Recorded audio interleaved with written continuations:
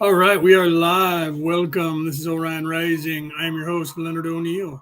Good morning, good afternoon, good evening, or good morrow, depending on where in the world you are tuning into this show. Share this out, share this out, share this out.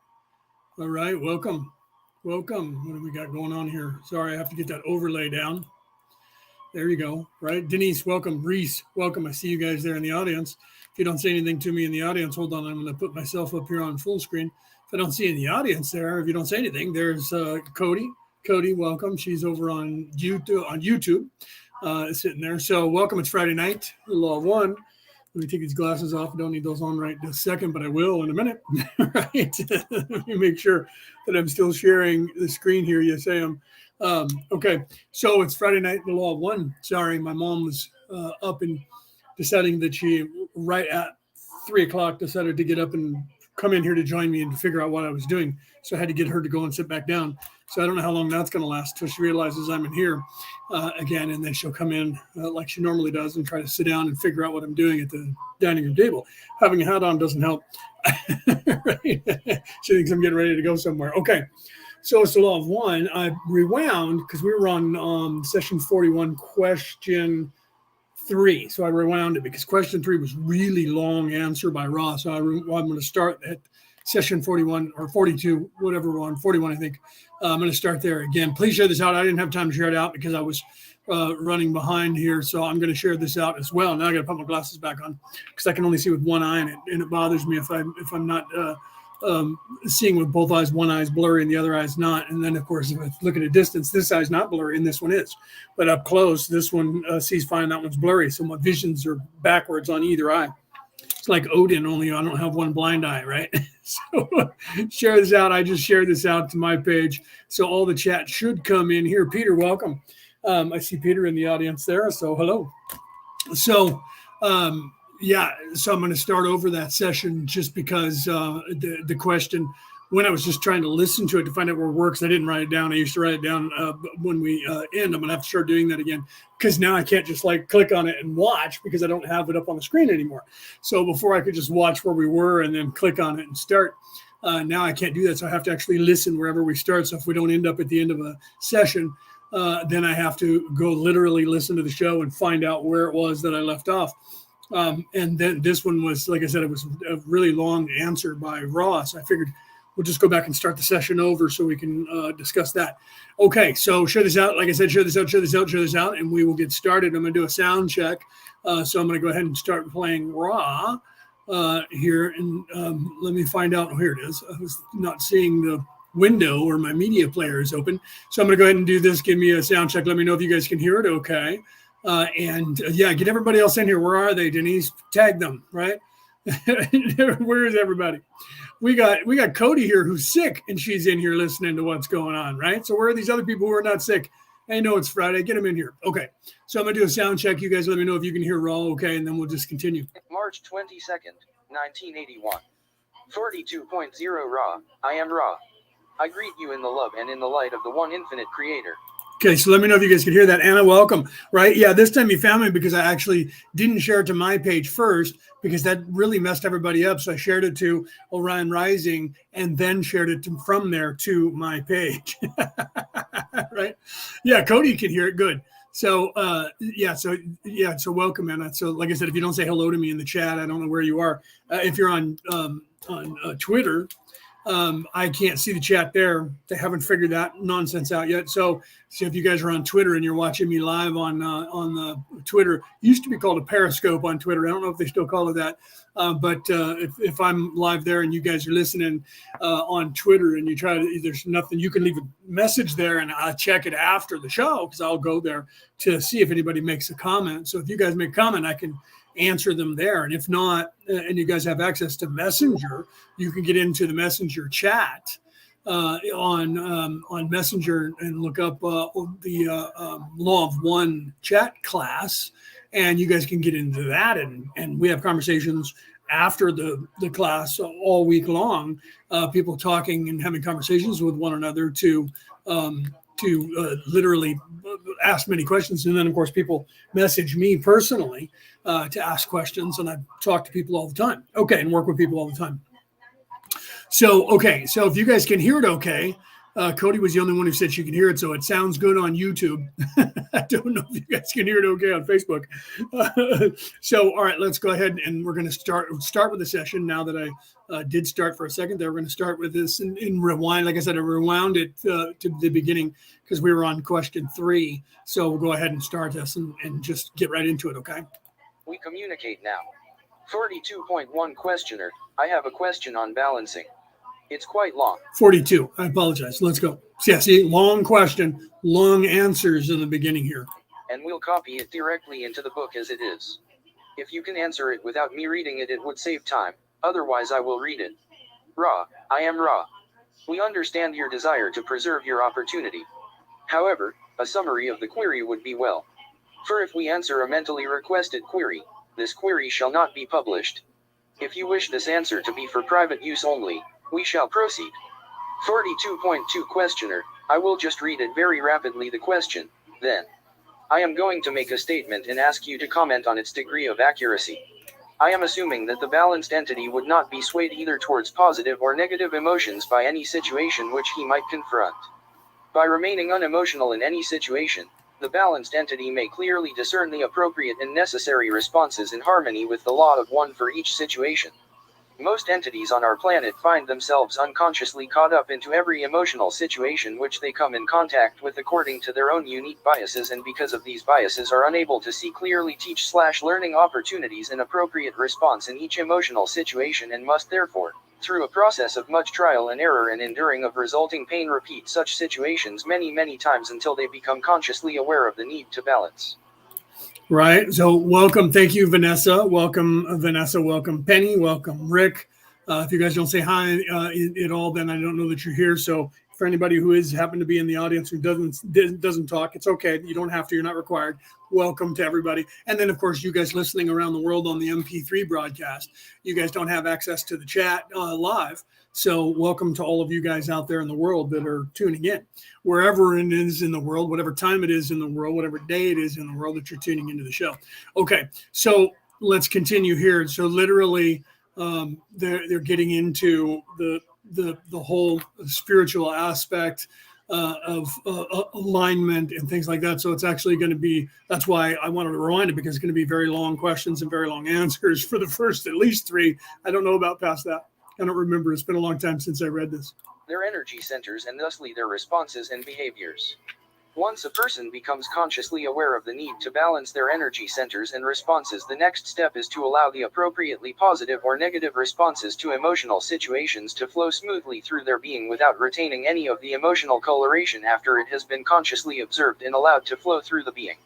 And I am assuming that this ability to consciously observe the positively or negatively charged energy flowing through the being may be augmented by practice of the balancing exercises you have given us, with the result in balance being achieved for the entity, which would allow him to remain unemotional and undistort in regards to the law of one in any situation, much like the objective viewer of the television movie.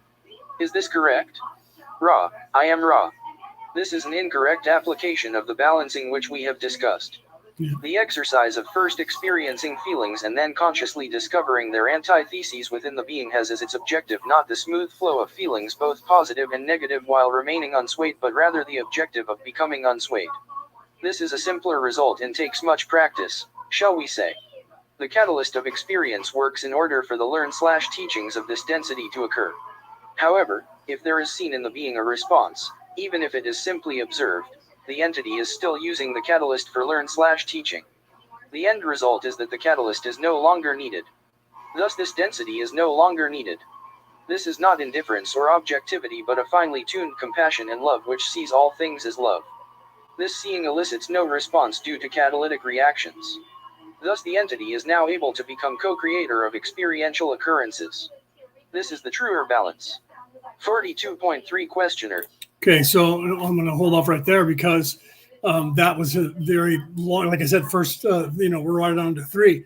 So I explained this last time, and I talked about this a lot, and I put out a couple of reels, shorts, whatever you want to call them, about it as well during this week, but prior to last week, coming around to now, about this, in fact, this particular subject, because this place when you design your life, you design things that I want to learn in this lifetime organically. You don't know that because when you're born, you're mind wiped, so you don't have memory of doing that. Then this place gives you the opportunity over and over again to see that lesson and learn that lesson. And let's go to the beginning of what Raw's talking about. And they're saying that the potentiation from all that happens around us causes us to be triggered in an emotional way because we are a physical body, we are the physical pain body, and part of our ego conscience that is assisting our consciousness reacts to things in a physical and emotional way. So that is not necessarily the proper thing, but it is the tool that we're supposed to become objective instead of subjective to.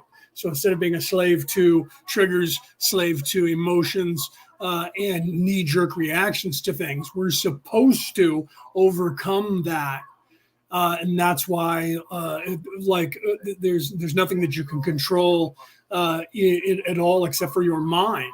And knowing that, that's the first step in avoiding the trap. Knowing that you can, in fact, control your mind is the beginning of your enlightenment, because to know that and to start learning to practice that is becoming objective instead of subjective. So instead of reactionary in everything that happens to you, you start seeing and looking for things that happen to you in a way that is there something that I need to learn from this? So instead of reacting in an emotional way and immediately getting triggered in some way, you're actually looking at things and taking a step back and trying to see what you can learn from that. That's being objective.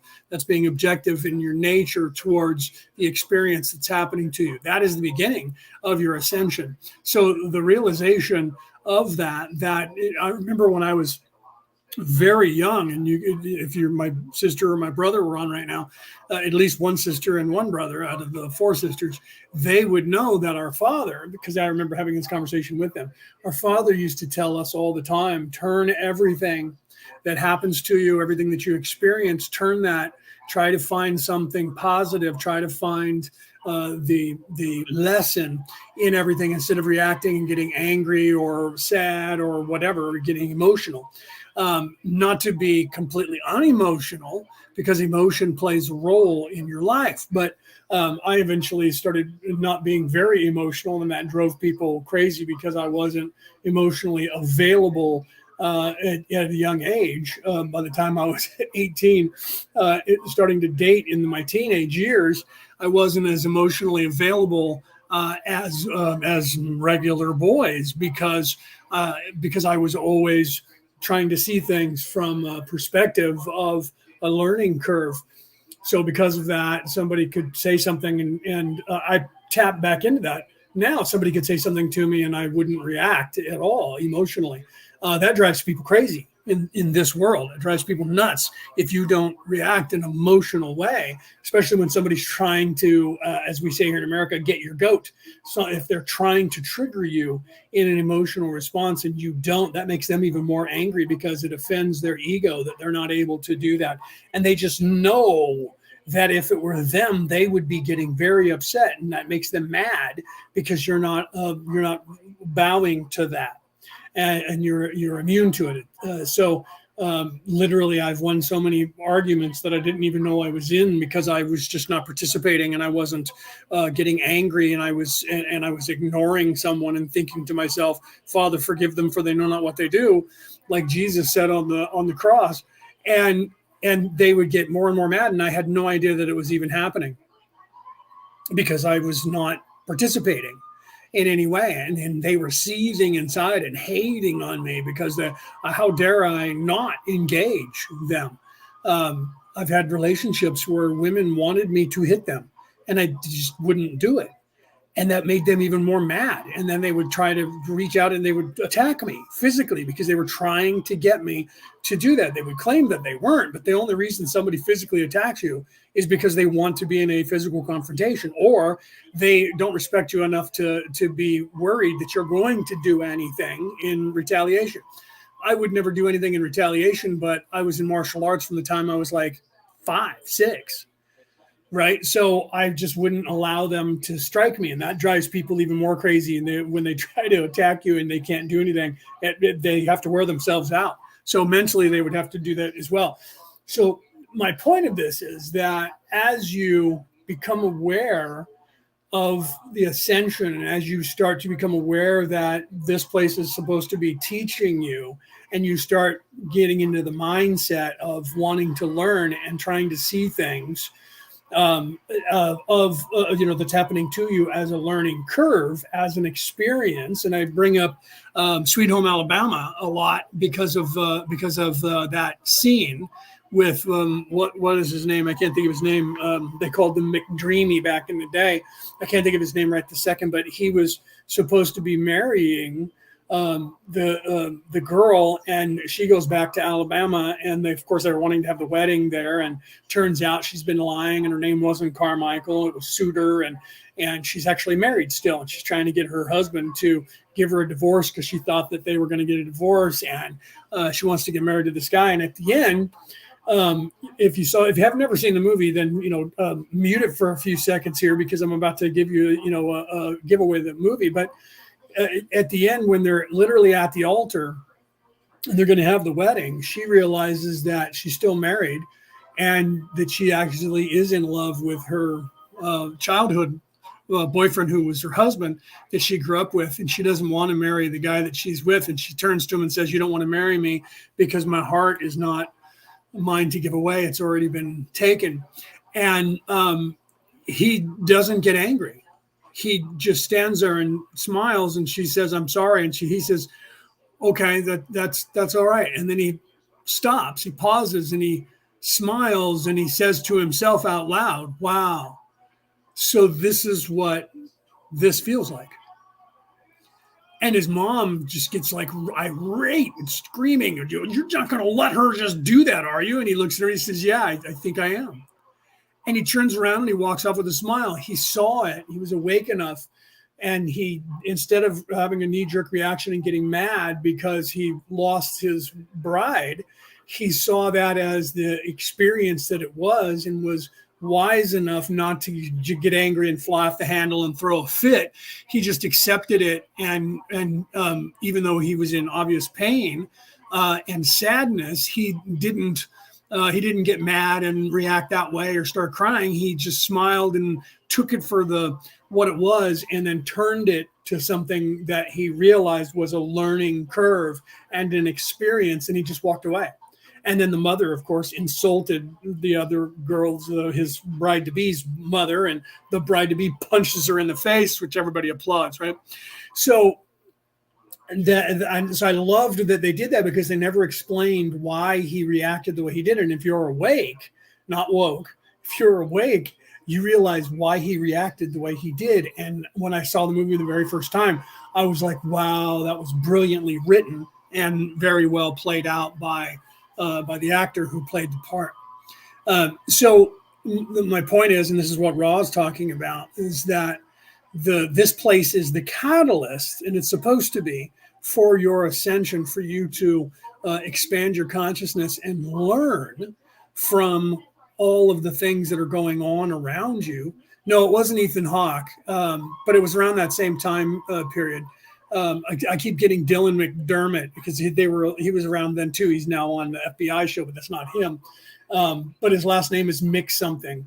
And I can't think of his name. I could see his face, but I can't think of his name. So Cody asked that on YouTube if it was Ethan Hawke. No, but at the same time, back when Ethan Hawke was just starting out, because this had to have been 2005 or 6, whenever that movie came out. Somebody look that up. Sweet Home Alabama.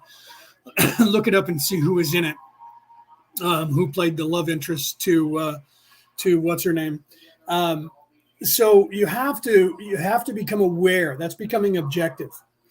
when you stop knee-jerk reacting, like I could say Trump, and a lot of people out there in the world are just going to get angry at me right now and think I'm their enemy. And if I say things like, Trump is a hero, that's it. A lot of people are just triggered.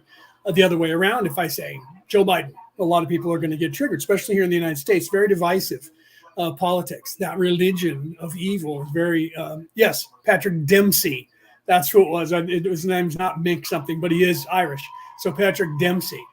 Thank you, Penny. Patrick Dempsey. They used to call him McDreamy because he is a Mick.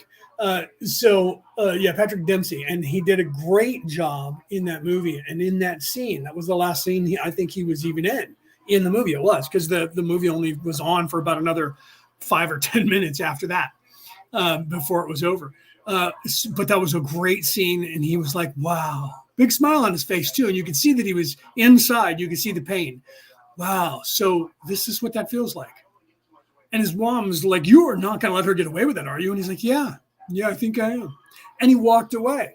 But you could tell that he was living in the moment and not reacting in a negative way. And he just took it as a learning curve. So my father, when I was very young, would tell all of us that no matter what happens, turn it into a positive, look for and find what you can do. And so because of that in life, I'm one of those guys that no matter what happens, my usual reaction is, okay, so that just happened.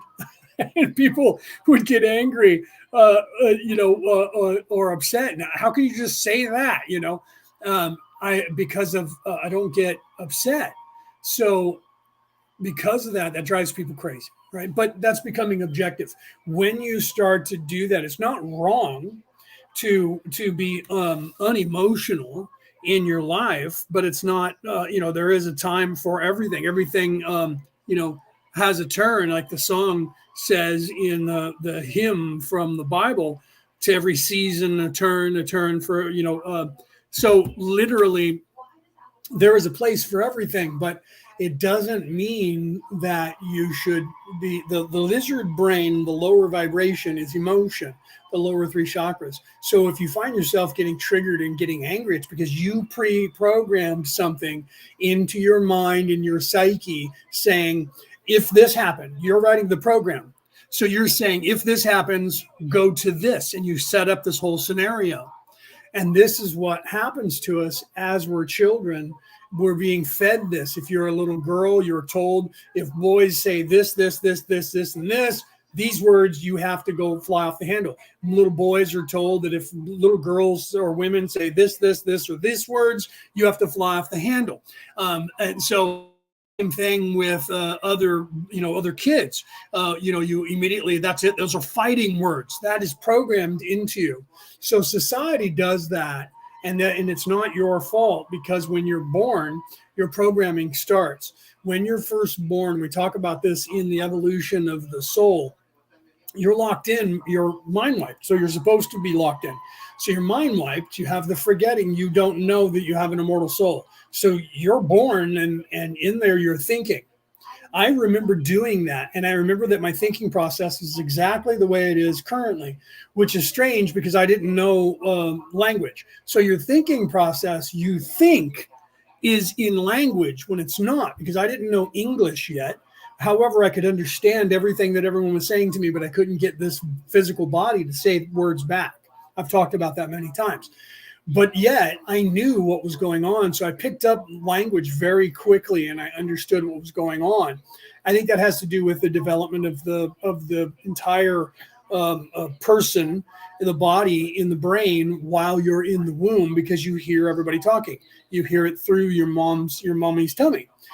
So you actually you feel the vibration. I remember as a very young child, my father holding me and rocking me to sleep, and I was laying on his chest, and I remember I could hear his voice and feel the vibration of his voice through my body, as well as through my head, as well as hearing him through my ears.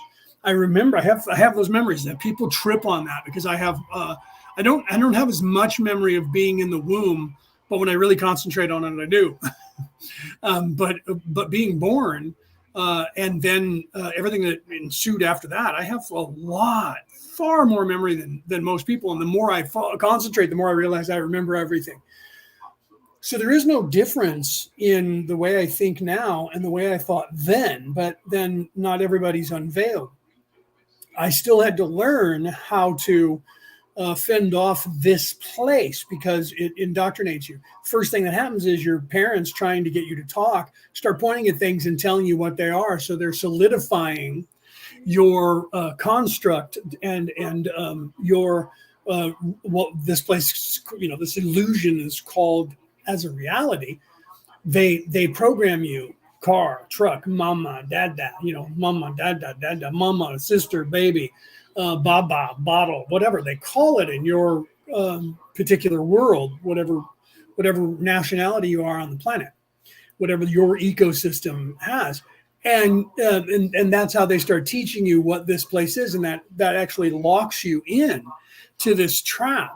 And even if they weren't there, you would make up things. That's how language was made up, is that people didn't have any what they called anything, and they would look at something and they would call it something, and everyone would agree that was the name of it. Weirdly, that those things in many languages are very similar. So there is something to instinct of the human condition that conditions us, because many words in many languages, and some would say that evolved over time, that they learned those, because you can tell words that were words that were introduced at a later time in different languages, like the word pizza, right? That didn't originate in, say, Norway, but they call it pizza, right? So they didn't have what that was until it was introduced from the Italians.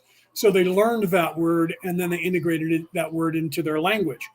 So other words, though, you can tell, and linguists talk about that. I know, because I'm learning so many languages, 23 or 25 languages now, that I look into what linguists have to say about language. And there are so many cultures that say words almost identical, but they do interact. So so they're still trying to figure out if they independently came up with saying things differently, because it just happens that regionally people talk differently depending on where they're from as a culture and what culture they pick up, right? So if you have an international culture, then it changes the narrative. My point of that, without just staying on that too long, my point of that is, right, so yeah, Anna saying something that, let me put on my glasses, she says, my hearing language is through vibrations. That was how I learned how to talk with my hands on people's throats. So you felt the vibration. So you remember doing that. So you would put your hands there and you would feel the vibration. That's very smart, because I did it in a sense the same way without putting my hand. And I remember doing that on my father's throat as well, but the chest, being on the chest and hearing that. So the vibration as well as the words they're saying, you just have to mimic that, right? So Anna, that's really cool. I wonder how young you were because you're saying you're learning to talk, so you must have been 1-2 years old, right? While you were starting to do that. That's like that commercial that's on television now where grandma's deaf and she has the little grandbaby who's just a tiny little thing in a diaper, and grandma's signing grandma to the baby and then saying yes. And when she goes yes, the baby tries to respond. So the baby's trying to mimic what grandma's doing when grandma's saying yes. The baby gets her or his, or I think it's a little girl, but don't quote me, but a little hand moving, trying to say, yeah, yeah. So the baby inside understands what's going on, but they can't get the body to communicate yet. That's what my problem was, and I'm sure yours as well, was that you couldn't. So you were 6 and you never knew. I didn't know that you were deaf. I didn't know that you had a problem with hearing. Anna says I was 6. They never knew that I was born deaf. I had no idea that you were deaf. We never talked about that. So I didn't even know that. Well, you're not completely deaf, right? Unless you're just reading the words on the screen and not hearing my voice. I didn't think about that. I've never asked. So, yeah, and a buddy of mine, his mom is deaf. I think she's still alive. Don't quote me. But he grew up learning sign language and speaking because of that. Him and his 2 brothers. He's the one that started me on sign language when I was, I don't know, 12, 14 years old. I'm still not completely fluent. And I go back and I look at it. I should be learning it as much as I am regular spoken language. I did for a while, but then I got away from it. But members of my family, my younger brother is fluent in sign language. And so when people need a translator, if he happens to be around, he translates. My niece, one of my sister's daughters, is also fluent. And who is it that's taking it now? I think my other sister's daughter is now taking sign language. I think she told me she was doing that because she has a son who has developmental problems, and so they're teaching sign language as well as words because they're not sure if he has a hearing problem or just a deficiency in learning. So they're learning sign language as well as spoken and written words to assist with that learning curve to breach that gap of what's going on. So I love that. But then there's differences because you have American Sign Language and then you have European or world sign language. So depending on where you grew up, if you grew up in America, we're all different than everybody else in the world. Over here, we drive on the right side instead of the left, and we speak backwards with this English than everybody else on the planet. And our sign language and American Sign Language is completely different. Similar in some ways, but completely different. So it's unfortunate for deaf people. They have to learn, if they're in America, they learn American Sign Language. But if they're going to go to the rest of the world, they have to also learn European Sign Language to go to Europe, and World Sign Language for other places, depending on who speaks what in what country. But then again, you have to do that with a language too, unless you have an interpreter, right? So I didn't know that. Denise said you're amazing. You are amazing, and I was unaware that you were deaf all this time. So hopefully if you're reading, because I didn't see if you answered that, hopefully if you're reading everything that I'm saying, then good for you, right? Because I talk fast. I talk fast. I know that when the thing's on at the bottom, I've watched it to make sure that it translates me properly. It actually does. It does a pretty good job. Okay. So getting back on point, the beginning of your ascension, and then we'll get back to Raw talking about it. It's question 3. The beginning of your ascension this is why I always say the first step in avoiding a trap is knowing of its existence. The beginning of your ascension is to realize that this place is here to teach you. You're supposed to learn from your life. Knowing that is the beginning. And then not being triggered and deprogramming yourself from the programming that you got from all of your family members, your peers, this entire planet, all the programming that you get. That's why, who was it? Marie Osmond said that her mother told her, we spend the second half of our lives undoing all the things they did to us in the first half. That's the truth. Maybe not necessarily literally the halfway point in your life, but at some point in your life, you begin your ascension. You begin not being a victim. You begin your trek to surviving and living your own life. And so at some point, you in your life, every single person says, enough of this. This isn't what life is supposed to be, or I hate living with my parents, or I need a better job, or I need a better education. Something happens in your life that you learn from that changes the course for you. And that is the beginning of then you becoming wiser, because you're no longer just existing or subsisting in this place. You then start to, and this is what you're supposed to do. That's supposed to happen organically and naturally for you. And then you start to ascend by no longer reacting. And the more you become wise, the more you become awake, the less you react that way. I think I told you about one time when I was 30. No, I wasn't even 30 yet. I was 26, 27 years old. And I was a manager of a retail store. And this woman came in, and it was during the holiday season. So it was Christmas, and we were selling ornaments. And we had advertised in our ad that went out in the mail that we had all these ornaments and that they were limited time. But it said on the ad, not every store has all of these ornaments, because we just had gotten them, bought in bulk, I think from China. I don't know where, Taiwan, somewhere overseas, doesn't matter. Even if it's manufactured in the United States, we would just buy them in bulk. That's what everyone does. And so you're limited. You don't know how many you're going to get of everything. And so on the ad, it said not every store has all of these, and this one woman decided she wanted to have every single one of those. I guess she's a collector. So she literally got angry about that. So okay, so Anna's replying to me. She said, I'm completely deaf to high pitch, but I can hear deep tones 40%. This is why I use my hands to feel the vibrations, and vibrations. She says, screaming kids at work don't bother me. Right. Yeah, I guess you're right there. They wouldn't bother you, so that's great.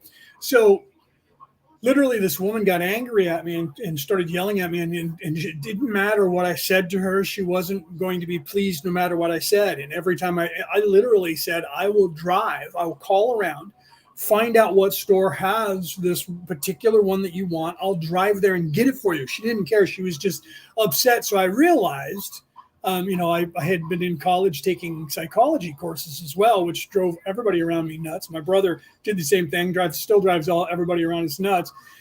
But I realized that whatever is going on in her life currently, somebody is treating her horribly, or she's a horrible person, one or the other. She either has no control of her life, and she's acting out on, and I'm the one who she's taking everything out on, or she's evil and I'm the one she's taking everything out on. Either way, it's not her fault. So I tried to do everything that I could, and she yelled at me for almost 30 minutes. And I stood there and took it. The entire time I was deadpan, never raised my voice in any way, never changed the expression on my face, never got, flustered, and just kept trying to help her. Tried to move her away from all of the people so that we could talk. And, she didn't want to go in the office. That was okay. Let's go over here so that everybody does, and we're not holding up the lines. Nope. She wanted to make a scene in front of everybody. So eventually I just said, okay, look, you're obviously not going to allow me to help you in any way. So this conversation is done, because now you're just yelling to yell. You're yelling to hear yourself yell. And I've offered to help you, and I still will help you, but I'm not going to stand here all day and just let you continue to yell for no reason, because it doesn't matter what I'm offering you. You are not happy no matter what. So you can either leave the store but give me your name, and I'll get one of these things for you and call you when it's here, or you can just leave the store, because we're not going to allow you to just stand here for the rest of the entire day screaming and yelling at everyone. Okay. And then she got mad at me and what is your name? I can't believe you talked to me. I'm calling your boss. And blah, blah, blah. Here's my corporate. Here's my district manager. Here's the phone numbers. You do what you need to do, but please, lady, leave the store.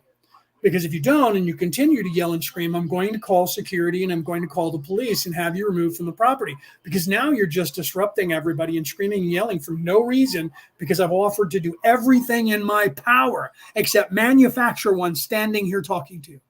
And you're not happy with that. So she got mad and she stormed out. And I just turned around and said, okay, who was next? Who was the next? Who was next? I was applauded. There was probably 40, 50 people standing there in line. I was at a register where we had 15 registers open, and they were, full rows of 20 people deep. Whoever could hear me, they all applauded me and said, I cannot believe you put up with that lady that long. And I said, she's obviously has something going on in her life, and she was taking it all out on me. And they're like, I would have never put up with it that long. And I'm like, well, that's my job. My job is so that my employees don't have to put up with it. That's my job, to take all of that so they don't get yelled at and abused by people. Yeah, but you don't need to be abused. And I agree with you. In a perfect world, people will not abuse other people, but we're not in a perfect world. We're in this one. And everybody was like, wow, my God, you're way too young to be thinking like that. And everybody, and I said, so, who needs me? And I just went back to work. But to see, that drives people crazy when they're trying. And I think she was trying. Then I excused myself and got on the phone, called the district manager, said, this is what happened. Know this, she's going to call you. And you better call your boss, because I gave her corporate's number too. And he said, you call corporate, tell them I'll call my boss. We'll kick it upstairs. And she called and complained about me. And they sent her one of each from everywhere. And she just went away. I told her I'll go get them. I will literally drive today and go get them and have them here for tomorrow if I can find them. And I'll call her and let her know. And she just wasn't happy. So she ended up, going away and never saw her again. So I have no idea what was going on in her life. But she was not in any place to be awake enough to look at anything as an experience or to learn from it. Okay. So she literally was stuck in this matrix and not in the understanding or being objective. She was subjective. Her life was, she was a subject to this place. That's what it means to be subjective. Okay. So I'm going to continue, but I wanted to really wring that out and let you guys know, because that's literally a very long answer, but that's literally everything that Ra was saying. This place is here for you to learn from. This place is here for you to realize this and start looking at things and not reacting. And then if you look around the world, that the world and the politicians, those people in that religion of evil, are trying to make you have an emotional response. They're making divisiveness while they're claiming that they're not. I'm going to be the unity party. We're the unity when it's the other guys. And that whole thing is a lie. They're both pointing at the other person. And so either, and this is the sad part about reality, is that either everyone in the world are 11-year-old children or everyone in the world are 11-year-old children. Okay. And that's what they're doing. And even the ones that are smart enough to realize what's going on, they're utilizing that to keep everybody in that 11-year-old child mind. And people say to me, that's just not true. And then, like, look up the IQ test. Don't look up it. If you Google what's the IQ test based on, it'll say based on a series of questions that check your intelligent quotient. Look at the actual study that was done by the doctor who created the intelligent quotient questionnaire, and look at the findings of that original study. That's what you need to do. Don't look up on, because if you go to Google, it used to tell you that. Now, if you hit Google and say, what is the IQ test based on? It tells you it's based on a series of questions that come up with a response that find your intelligent quotient. The intelligent quotient theory that test, the IQ test, is based on, is what you want to look up. And that theory from that doctor states that the average human being throughout all of existence has an 11-year-old emotional mindset. Literally, your maturity level is that of an 11-year-old child on average on this planet. I used to say it was 18 until I re-looked it up, and it literally says 11 to 14. So the average person walking around near you, when you're in a anywhere with more than just you look around, 9 out of every 10 people are between the age mentally of an 11-year-old child and a 14-year-old child. Doesn't matter how old their physical body is. Okay. They could be 95 years old, and some people when they get older, they revert back and they become younger and act like they're 10, 8, 5. But the truth is, know this, the truth is that most people who think they're adults have a maturity level of between 11 and 14 years of age. Period.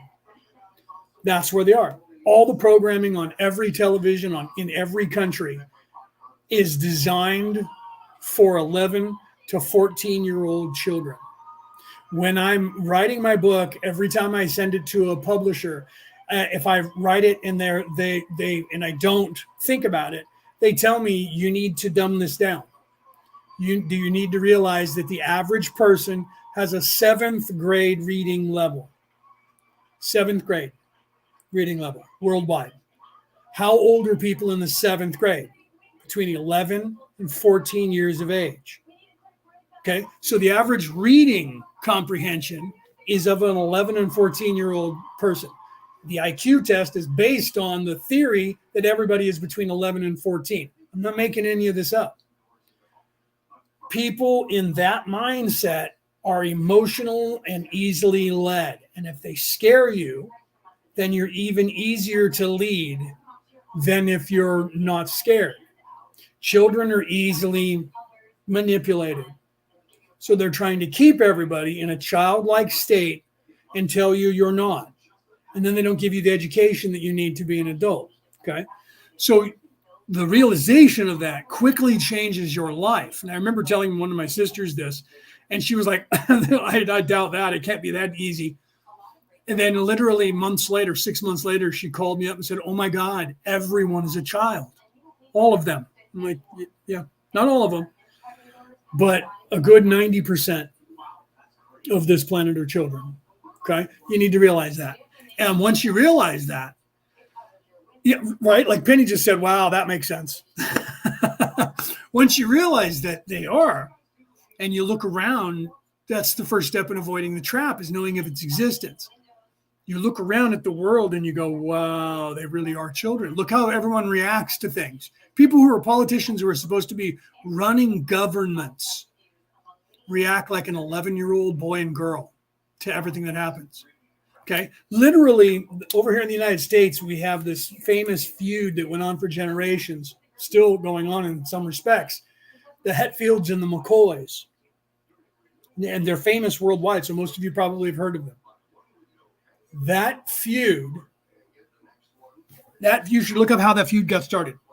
That feud got started because one of the McCoys saw one of the Hatfields, and one of the Hatfield, this happened in the 1700s, 1800s, I think it was the 1800s, early 1900s, 100 years ago, maybe 200 years ago. One of the Hetfields came into the bar with his mangy dog, and he was getting a drink, and his dog was his friend, and he was talking to his dog. And one of the McCoys said,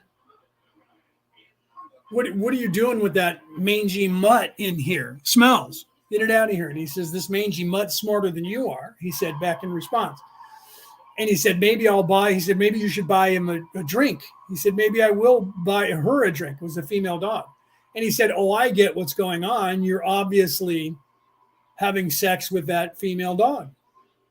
So, yeah, you probably should buy it a drink and then maybe marry it. That simple remark caused the Hetfield to attack the McCoy, and about an hour later, murder him with a knife, kill him. Because he said that to him. So you love that dog so much, why don't you marry it?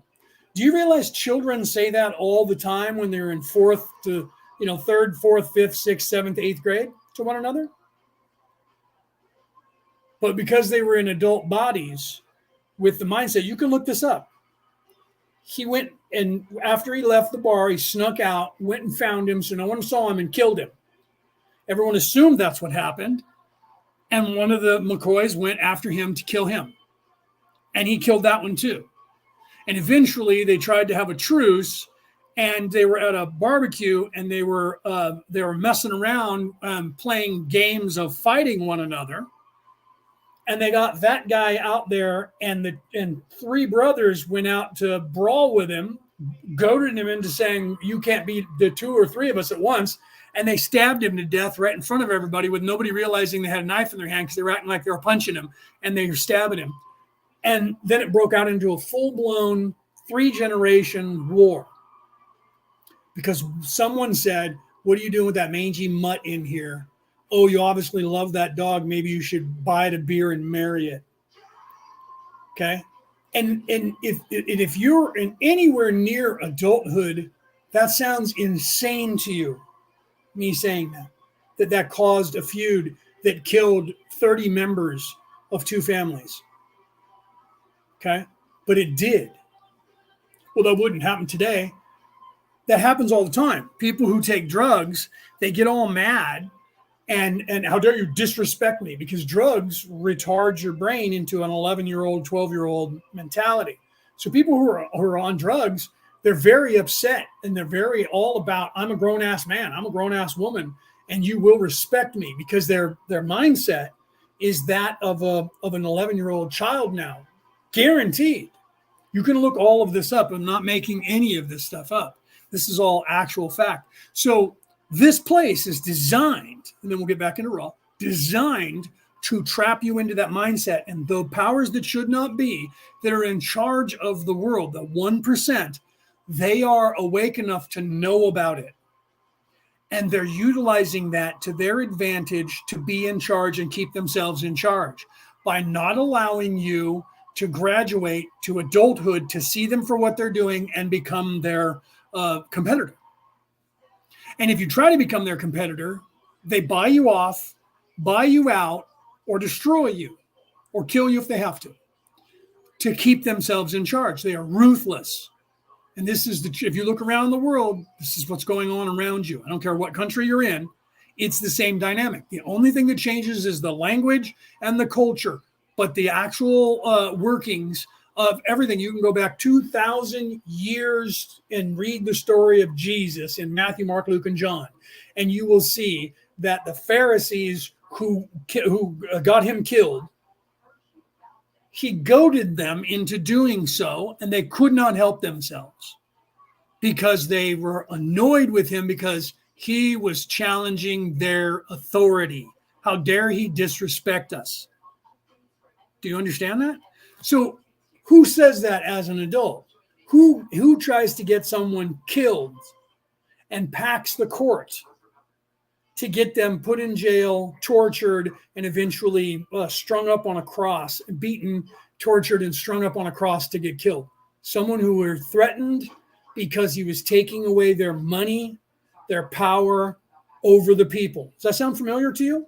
It should. If you're anywhere in the world right now, you see that going on in your particular country. And if you're paying attention to the United States of America, you see it going on currently in the United States of America. Okay? And both sides point at the other side and say they're doing it. And the truth is they're both doing exactly what they're pointing to the other side and saying. That's what people accuse people of what they're doing. We talked about this. All right, so I'm going to continue with Raw and then take a look at what you guys were talking about here to see if you guys are talking to me or if you guys are just talking to each other in the chat. Okay, so let's continue with Raw, all right? Question number 3. I will attempt to make an analogy. If an animal, shall I say a bull in a pen, attacks you because you have wandered into his pen, you get out of his way rapidly, but you do not blame him. Or, you do not have much of an emotional response other than the fear response that he might damage you. However, if you encounter another self in his territory and he attacks you, your response may be more of an emotional nature, creating physical bodily responses. Am I correct in assuming that when your response to the animal and to the other self, seeing both as the creator and loving both and understanding their action in attacking you as the action of their free will, then you have balanced yourself correctly in this area? Is this correct? Ra, I am Ra. This is basically correct. However, the balanced entity will see in the seeming attack of another self the causes of this action, which are, in most cases, of a more complex nature than the cause of the attack of the second density bull, as was your example. Thus this balanced entity would be open to many more opportunities for service to a third density other self. 42.4 Questioner, would a perfectly balanced entity feel an emotional response when being attacked by the other self? Ra, I am Ra. This is correct. The response is love. 42.5 Questioner, in the illusion that we now experience, it is difficult to maintain this response, especially if the entity's attack results in physical pain. But I assume that this response should be maintained even through physical loss of life or extreme pain. Seeing that, yes and no, right? And I'll let Raw answer that because, that's why, and I want to stop it there because I was talking about Jesus. So literally, Jesus went through this, and Jesus was literally, and I'm not trying to sell a religion. So those of you who get triggered by that, know that I am a minister of 4 different religions on the earth. That doesn't mean that I'm trying to sell you one, because I'm not. I have those titles because I teach spirituality. I just posted literally religion versus spirituality on all my platforms, reels and shorts, or whatever you want to call them, everywhere that I post, showing you the difference in that. In fact, if you watch it on every other platform besides TikTok, you get a different audio, because the audio that I used, I made it on Instagram and then posted it everywhere else. And when I tried to post it on TikTok, that audio was not, file was not available on TikTok because they don't have a contract with that specific company. So I had to replace the audio with a different audio. So if you only hear me on TikTok, there are about 4 so far, that are 5 that I posted in the last 2 months since they had that problem. And I don't remember what company it is, but they didn't sign a contract with that one particular company. So all of the songs are going backwards. There's probably 20 of mine now for 2 years that were muted because of that the contract. And I just haven't gone back. If I do it live and it gets muted, I replace it. But everything that's already been there for a year or 2 years and it got muted now, I don't go back and replace it because no one's watching those anyway, right? People they're not really paying. And then if they do, they still get what's going on. Okay, so literally you have to realize that at this point, the entire ideology of what's happening is that that spirituality and religion has been corrupted into the control mechanism of keeping you in this place. And you have to actually pay attention, realize that there is a trap there, and pay attention to what they're saying, and then read the actual texts yourself, the Talmuds, the tomes, the Bibles, whatever you call them in that religion, scrolls. Read those yourself once you start to actually get the understanding of what's going on instead of reading their interpretation. Because with the Christianity, which is, like 3 billion souls on the earth or consider themselves Christian, they tell you, wait here, God will come back for you. Jesus has got a bus and he's going to come back and no one knows when he's going to show up, and only the chosen, only those who are, have water thrown on their head and some man wave his hand at you and say some shit in Latin, get to go to heaven. So be careful and be ready, and just wait. You'll get a reward in the afterlife. There is no reward here. There is nothing that you can do here. And then you get a play, and then you only have one life, and then you go to this place called heaven.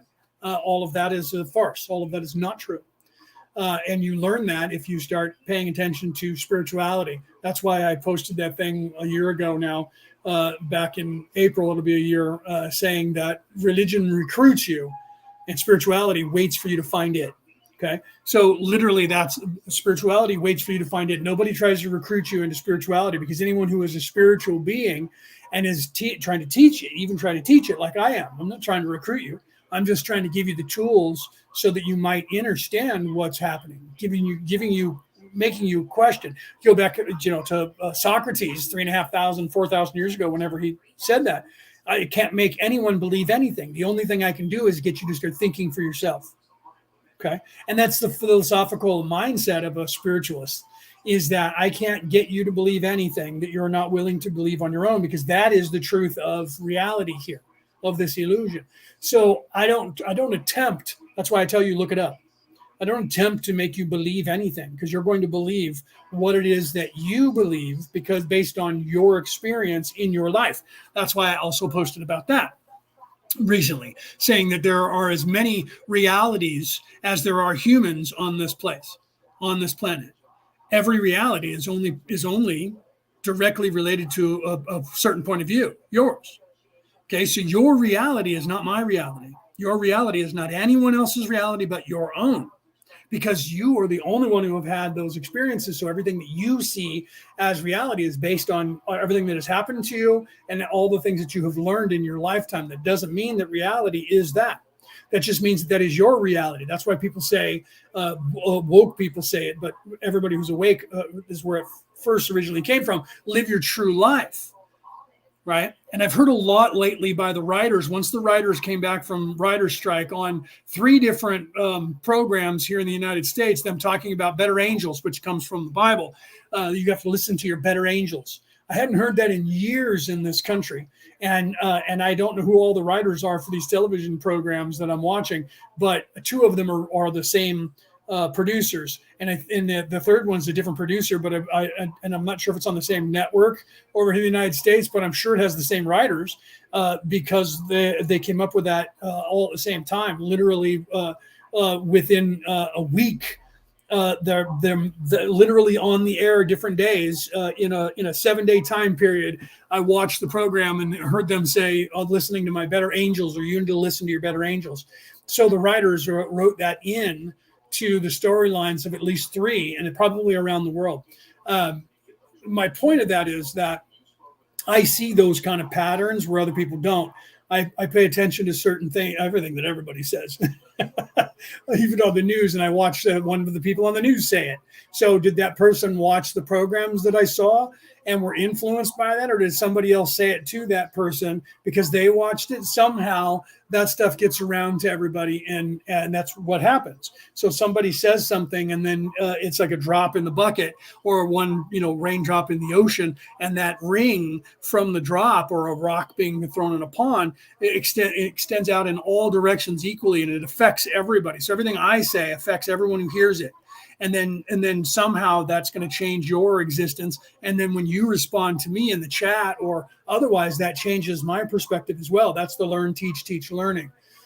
So we're supposed to realize these things and utilize these things. Okay. So you have to realize that everything has been corrupted by these people and this place. Its job is to be an ego. And then you have an ego in and of yourself that triggers you in an emotional way.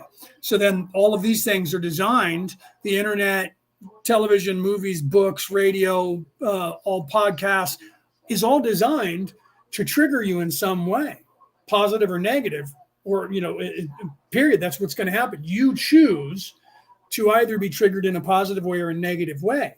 And if you don't choose, then you're just a reactionary, then you're subjective, then you're a slave to, you're subject to the whim of your own emotions until you become aware of it. And that's what Ra's talking about. You have to become aware of that and become objective, so that when somebody does something, and that takes a lot of work.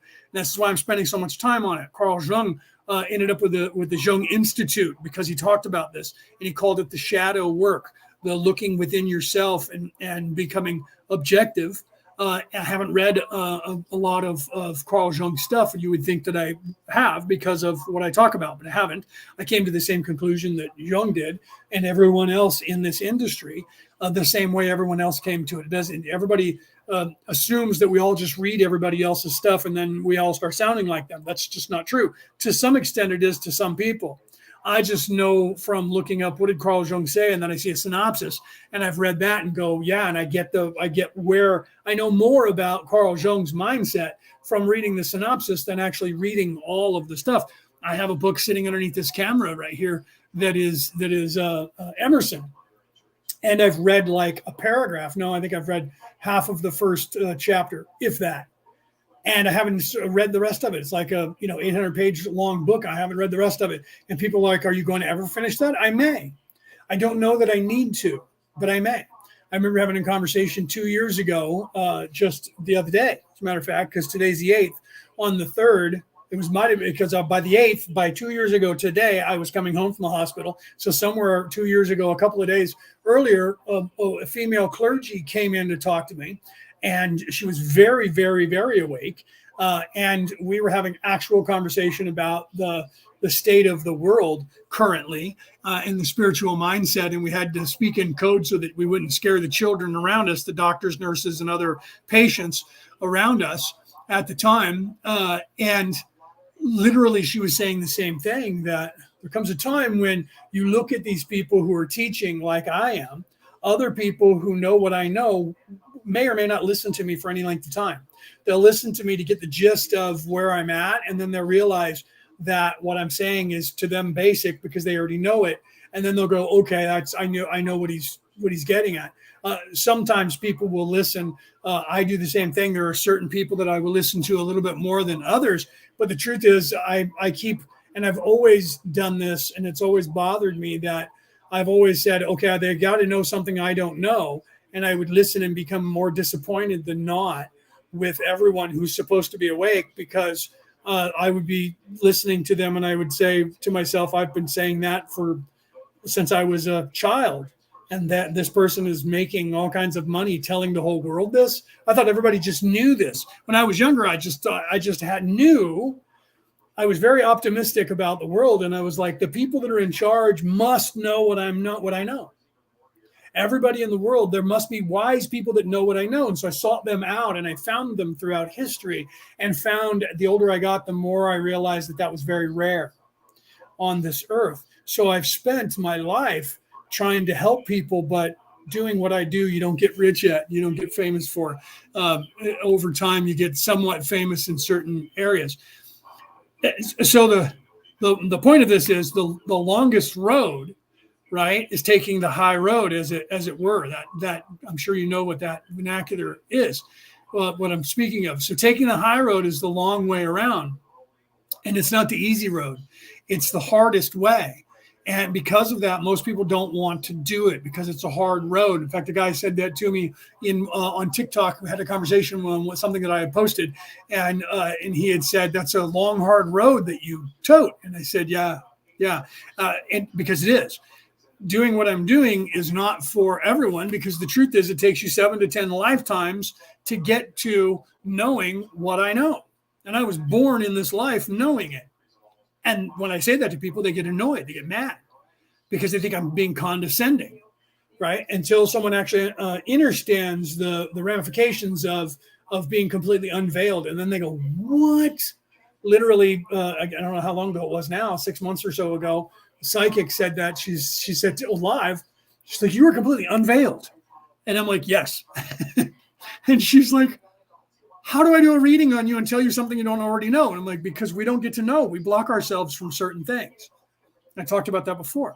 So there are some things that we don't know because we can't, because we've stopped ourselves. So there is some things that can be told to even somebody who is a Melchizedek. And that's a word that means somebody who's completely unveiled.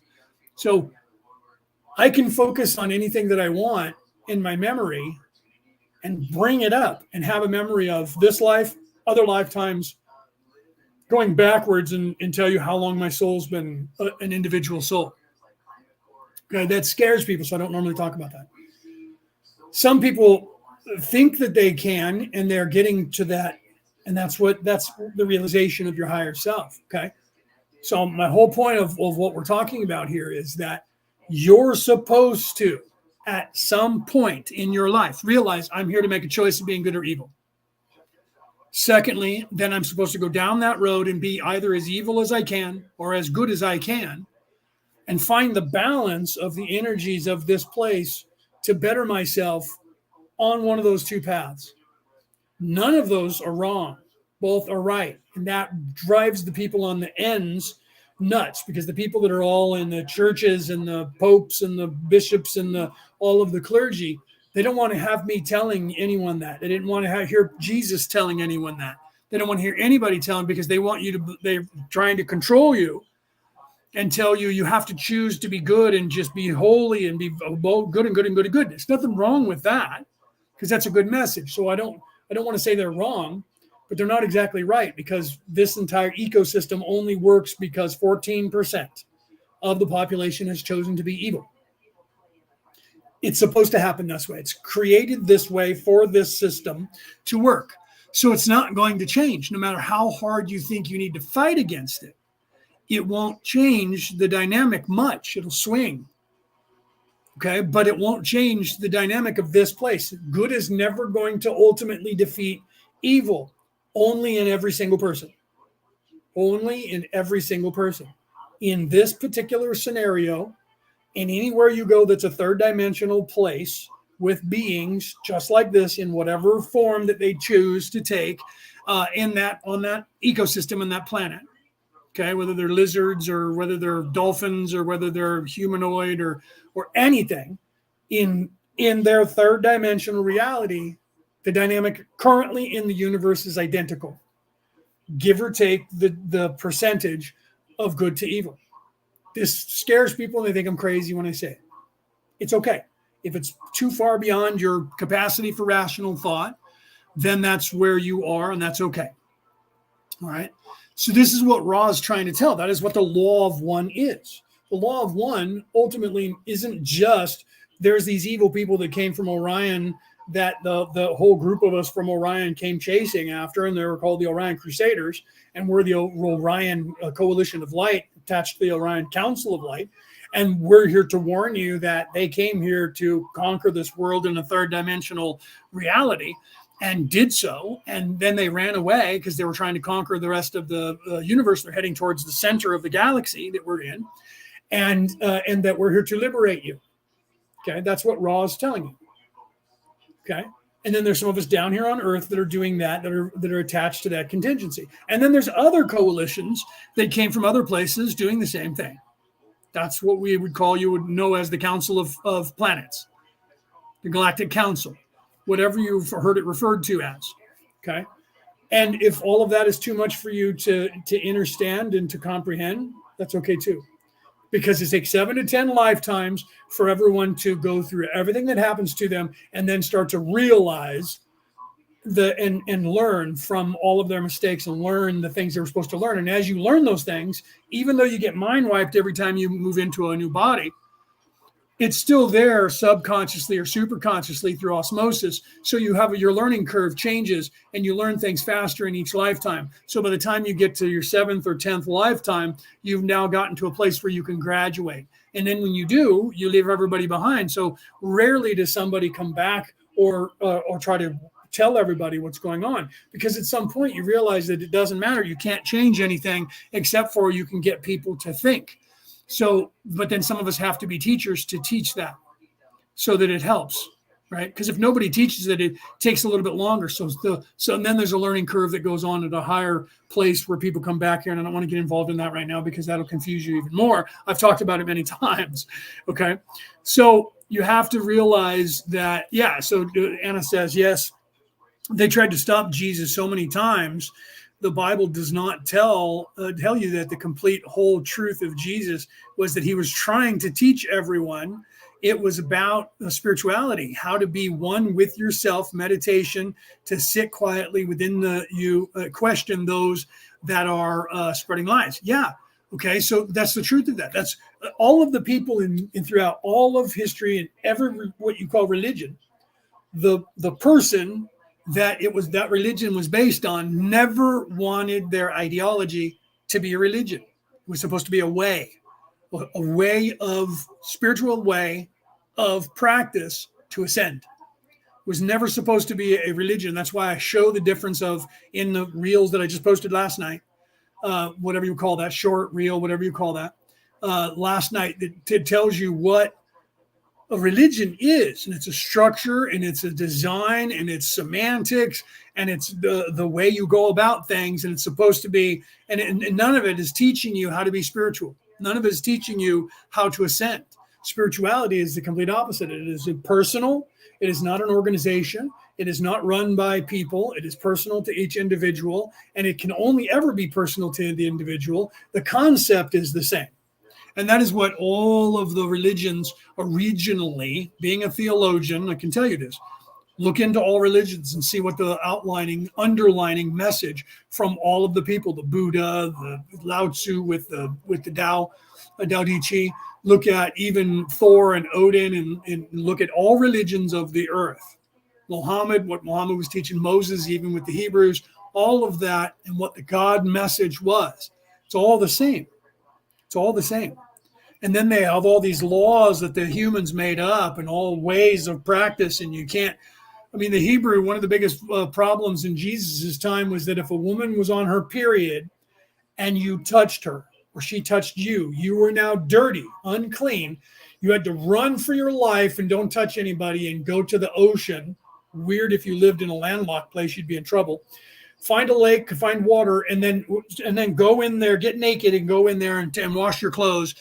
And then stay there at the beach until the sun goes down. Then you can go home because now you're cleaned, right? Think about that. So somebody walks by you and brushes up against you. What if you don't know about it? So now what, are you a sinner for the rest of your life because somebody walked by you in a crowd and they were unclean and you didn't know about it? Right? So now are you being held responsible for something that was out of your complete knowing? Is God going to judge you for being unclean because you had no idea that somebody rubbed up against you while you were walking and there was a lot of people in a crowd and they touched you? And now you're what? You're going to go to hell for the rest of your existence as a soul because you had no idea that the person was unclean, that woman just touched herself and was unclean and then touched you? Right? But according to the 600 laws 2,000 years ago, yes. So that means that if anyone ever touched you, you have to run for your life and go and wash and sit at the beach until nightfall and then go home. Somebody touched me when I was in a crowd, so I ran and had to be cleaned. I mean, that's just insanity, but that was a way of life 2,000 years ago. Okay? So you have to look at that, right? So Denise said, Leo, not to sidetrack. Well, it's okay. I sidetracked myself, right? Not to sidetrack. But what is the difference between awake and woke? That's a good question. I hear people using it differently all the time. Awake is the correct term. Yes. Sorry, I just wanted to know. Okay, so to me, woke is a past tense. Awake is the present tense. Woke, one is spiritual and one is religious. Let's start with that. Okay. Woke is what all of the evil people claim they are. This is why people were saying awake, not woke. Woke suggests someone woke you. Woke suggests past tense, like you said, woke. Awake is present tense. So you're absolutely correct in your thinking of the word itself, those two words. Woke means past tense, somebody woke you up. So how can you be woke in the present mind, in the present tense? You can't be. Because woke is a word that means past tense. Evil people, people that are in service to self, will not try to tell you they're awake. They hate that word because they don't want you knowing that word, because awake means you are currently living in a place of awakenedness, oneness. They can't have that. I was woke. Well, what? When your alarm went off? When you were a kid? Right? So you don't hear them say that. Even trying to lie, you would think if it didn't mean anything to them, that from all the people saying awake and not woke, Tom McDonald years ago now, 3-4 years ago, he wrote that song Fake Woke. That went ballistic around the world. It's got millions and millions of views just in that one song. And all the other people talking about it around the planet. You would think that all of the people in service to self would try to drop their saying woke and say awake because they want people to believe they are. But they don't. It's like equity and equality. Look up those words and see what they mean. They don't mean the same thing. Those people are trying to tell you that they do, and they still double down on it. So you would think that evil people would start trying to tell people that they're awake. They know they can't. They could say the words, but they know that nobody will believe them when they say it.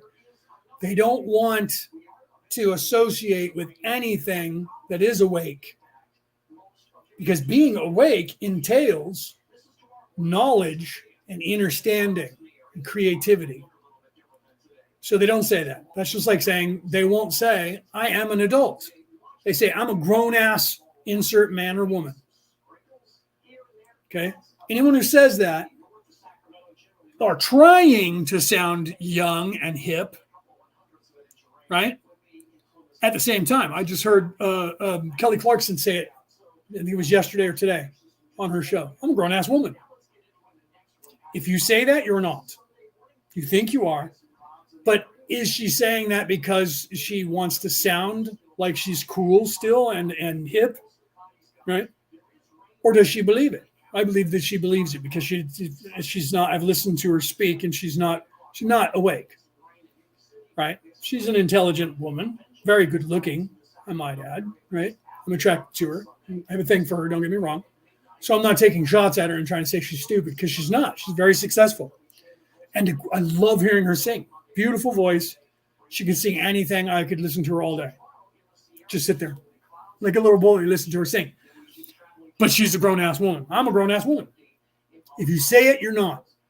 So you don't hear people who are in service to self say, I'm awake. They say, I'm woke. Okay? Woke is past tense. It's also negative. And that's why they don't say things that are positive. Equality is current, present tense. Equity is value, what something is worth. You should look those words up. Woke is fake, awakeness. Woke is I'm trying to say that I'm awake, but I'm also trying to let the evil people still know that I'm evil. They say things, funny that the response on television was, right when I said that. That was funny. You guys couldn't hear it, but I could. They say things and word things a specific way that they all get. It's just like gay people have their own lingo, right? They have hand signals, a certain knock they do if they're in the bathroom for men or trying to find out if you're gay and want to come over and have sex. And I don't know all those things.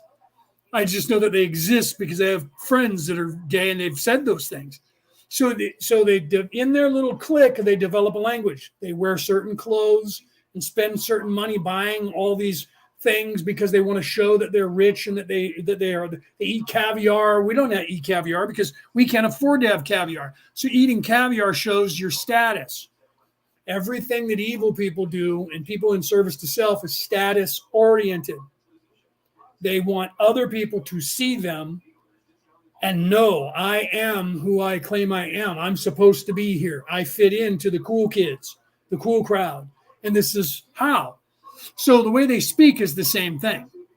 They do that on purpose. I know that. So yeah, it wasn't sidetracking because that was a beautiful question. Because the truth is, you were exactly right in your instinct. Woke is past tense. Awake is present tense. So I'm woke like right now, and then I'm woke again, and I'm woke again, and I'm woke. No, you're either awake or you're not. I woke up. Right? When did I wake up? My awakening, now it's present tense, happened in the past, but currently I'm still awake. Because you're not woke. Woke is past tense. Woke means I woke up this morning. Was that you could go back to sleep right after you wake up? You're either awake or you're not. Do you see? So they refuse to say it because people like me say it. So they say it their way. And they try to, and you don't ever hear someone say, awake is fake and woke is legit. I've never heard anyone say that. But the other way around, everyone who says awake says woke is fake. Woke is fake. Awake is what you either are or you're not. Woke is past tense. So you're absolutely right. Okay, let's continue with raw. But I'm glad that you had me clarify that because people out there in the world don't know the definition, just like what is the definition of religion versus spirituality. And that's why I put out the reel on TikTok, Facebook, Instagram, YouTube, Twitter. Am I missing anything? Last night. Okay, let's continue. Is this correct? Ra, I am Ra. This is correct and further is of a major or principal importance in understanding, shall we say, the principle of balance. Balance is not indifference but rather the observer not blinded by any feelings of separation but rather fully imbued with love. Right. And so Rick, it was perfect. Rick just said, like a real arsehole who might tip a beggar and think he's done his bit. Yeah. Right. We'll be right for the next 10 years. Right. So, I mean, literally, I remember one of my priests back in the early 2000s when I was still going to the Roman Catholic Church, Van Dim from a great priest. He was talking to, or had gone out with the priest who had baptized me, Father Neil. And they were coming out of a restaurant and I think it was Father Neil that did this. And Van told me the story, and then Father Neil told me the story because he told it to the congregation another time. He came out with his box of food, leftovers in a styrofoam box. We do that over here in America, and hopefully they're banning that everywhere, and they're going to go back to paper because that breaks down. Styrofoam doesn't; it's toxic anyway. There's my environmental bit for the moment because I am a crazy hippie. I just don't have any hair to have long hair anymore. I do have the hair of the horseshoe, but I don't grow it long anymore. But he came out, and there was a beggar sitting on the stoop. That's the staircase for those of you outside of the United States. If I just said that and you're in the United States, you knew exactly what I meant. Sitting on the stoop, and he asked, for money, and they walked away. They just walked by him, and then Father Neil or Van, I don't remember which one did this, turned around, went back and handed him his food, and said, I don't have any money, but I do have this food, and gave him the food and then walked away. And one of the other priests said, well, he was begging for money. Why did you give him your food? And he had said, what if that's Jesus testing us? What if that Jesus is watching and that was a test? And we would all fail if none of us did anything to help that man. So I at least gave him what I had, which was my food, because they didn't have any money. Priests don't walk around with cash. They don't. If you're a Catholic priest or a Christian priest, rarely do you have cash in your pocket. So, especially if you're Roman Catholic, you don't have cash in your pocket. So they would use a credit card from the church to buy food. So literally gave him what he had and then had that conversation. So, right. So, but he didn't think, now I'm done. Right. So Rick says, but that's the problem that some people have with Catholics, because they would go to confession and everyone, because evil people will do evil shit and then they'll go to confession and confess it. And then there's, they get absolution, and then they just go out and do evil shit again. And once a week or once a month, they say, forgive me, Father, for I have sinned. And then they tell their sin and say they're sorry for it. And the truth is they're not really sorry for it, but they believe that if they say they're sorry for it, then they get a clean slate. So you're absolutely right. Some people in that mindset would tip a beggar and then go, hey, I'm good for 10 years, like you said, and think that because they did their thing once, that makes up for everything. And now I have this good karma, the clean slate, and I can get away with shit for a while now. And that's the mindset of people who are woke and not awake. So that's very astute of you, Rick, to have said that, right? To know that and to see it and to say it, because that's exactly the same. In the same respect, they may not say that they're woke, right? But that's what they're thinking. I know how to get around. I'm gaming the system, man. I tipped that beggar, so I'm cool. And God's going to see me in a different light because of me doing that. And I can get away with other shit now because I did good deeds for a minute. A lot of people that are evil do that, and they'll do good deeds thinking that it's paying for the evil that they've done, and now I can get away with shit. So then they go back to doing evil stuff and donate money to somebody and do some more evil stuff, and they justify it in their minds that, yeah, well, I do good too. So I'm not truly evil because I'm giving some of my money away. When in truth, their motivation for giving that money away is so they can have a tax break and get that money back, and so they don't have to pay so much in taxes to whatever country that they live in. So their motivation is still self-serving. It's not trying to serve the all, do you say? Not trying to serve everyone in the world or in service to others. It's truly in service to self. And they're trying to convince themselves and everyone else, even though they'll tell you they don't believe in God, they're still trying. Well, I'm a philanthropist. I give money back to the poor people. You mean after you steal it all from them, you give them 10% back, and then you get that 10% from the federal government back at the end of the year? So it's just a tax write-off, right? But I'm giving back. I don't have to do that. Yeah, you do, because otherwise you'd have to pay out taxes, and you don't like paying taxes. So, but I'm not supposed to know that, and most people don't, because they've taken that education away from you, and you don't learn that education by taking civics courses and, more importantly, economic courses and global economics, right? You have to seek those knowledges out now. All knowledge that benefits you and keeps you from being a child mentally has been taken from you, and it's no longer on the curriculum of the schools that you go to. You have to seek out that class and that knowledge to know it, because they don't want you learning. Too many people in the United States were getting rich. There were too many slaves that had more money than the ruling class. So they had to change the dynamic. So they took that education away from the masses. And now they're we're literally in this country, just like all other countries, you're becoming a renter society. They don't want you owning a car. They don't want you owning a house. They don't want you owning property of any kind. They want you renting from them. They want to own it all. They want to own your car. They want to own your house. They want to own your flat, wherever you live. They want to own it all. And then you pay them a tithing. You pay them rent. So that way they see themselves as nobles. They're in charge. They're oligarchs. They own you. They believe they own you. They just don't tell you that outright. They do, but they tell you in a way that you don't hear. This is the modus operandi of evil people. This is the information that Ra is warning you about, that the Orion Crusaders, you know them as the Anunnaki, quote unquote fingers, as the Anunnaki or whatever other Bilderbergers, Skull and Bones, Illuminati, whatever you know them as in your country, They have a name. They don't use the same name globally. They all have their own little names in every little place, so that everybody thinks they're all different societies that are behind it all, but they're all behind it. They're behind it all, 1%.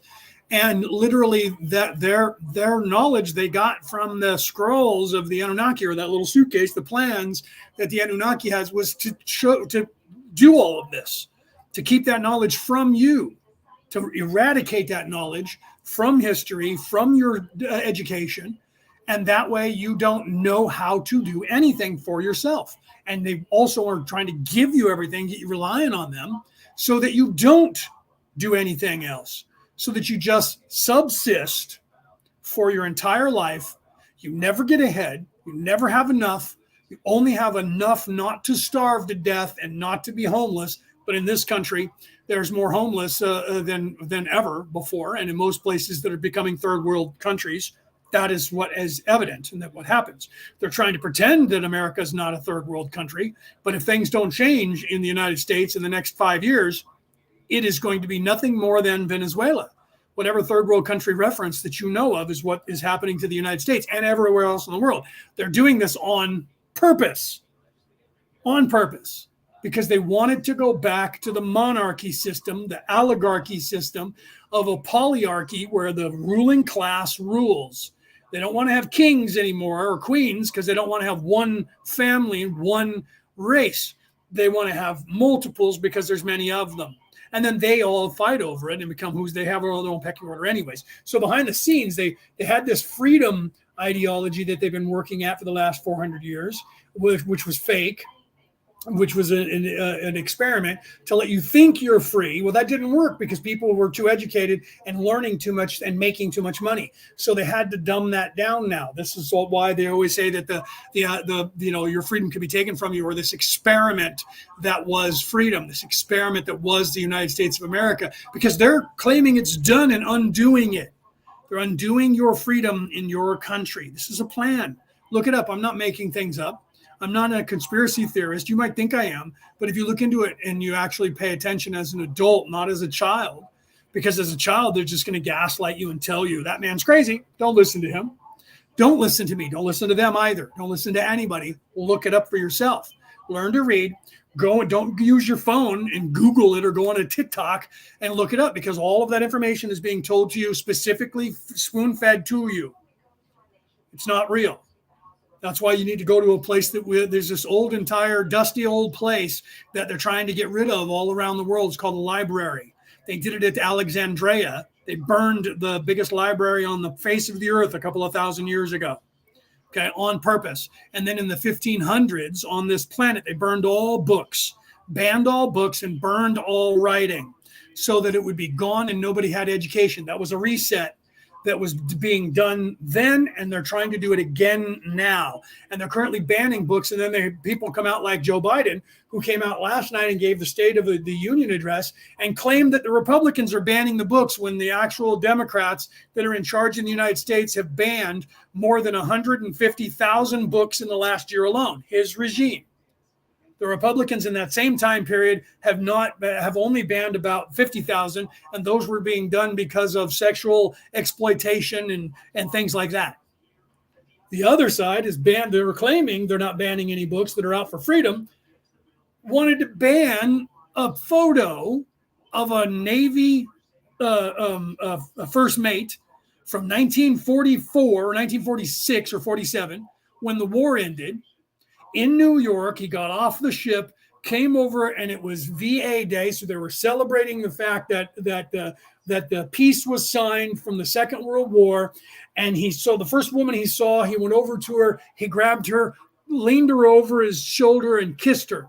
Someone snapped a photo of it, and it's an iconic photo and statue throughout the United States for the Victory Day of the United States coming home from war. And they wanted to ban it, and a woman working for the Veterans Administration signed a piece of paper saying that photo is now going to be banned from all Veteran Administration buildings across the United States of America. And her boss said, absolutely not. That's not happening. So that person is a progressive Democrat who has that agenda.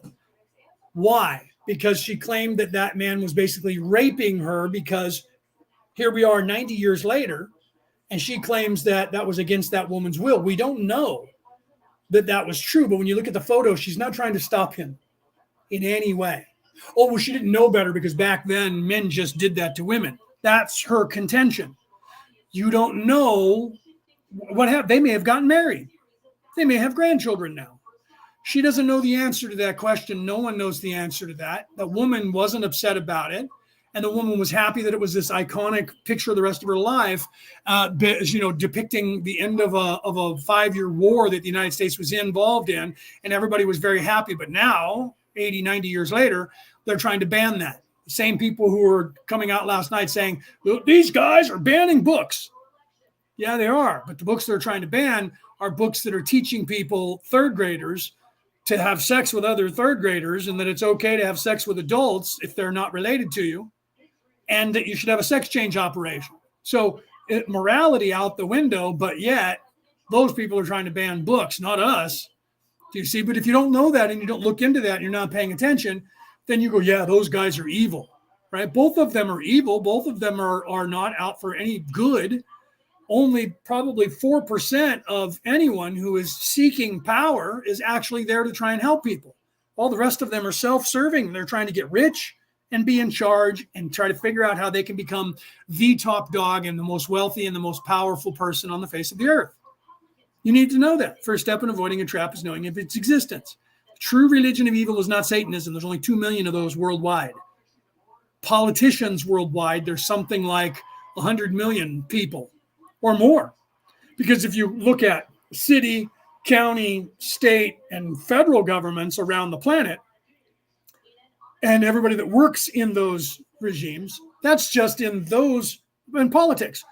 Business, a dynamic of power in churches, schools, businesses, everything is set up there. So the truth is, there's probably 1 billion people around the earth that are self-serving. I don't know what the actual 14% of the population.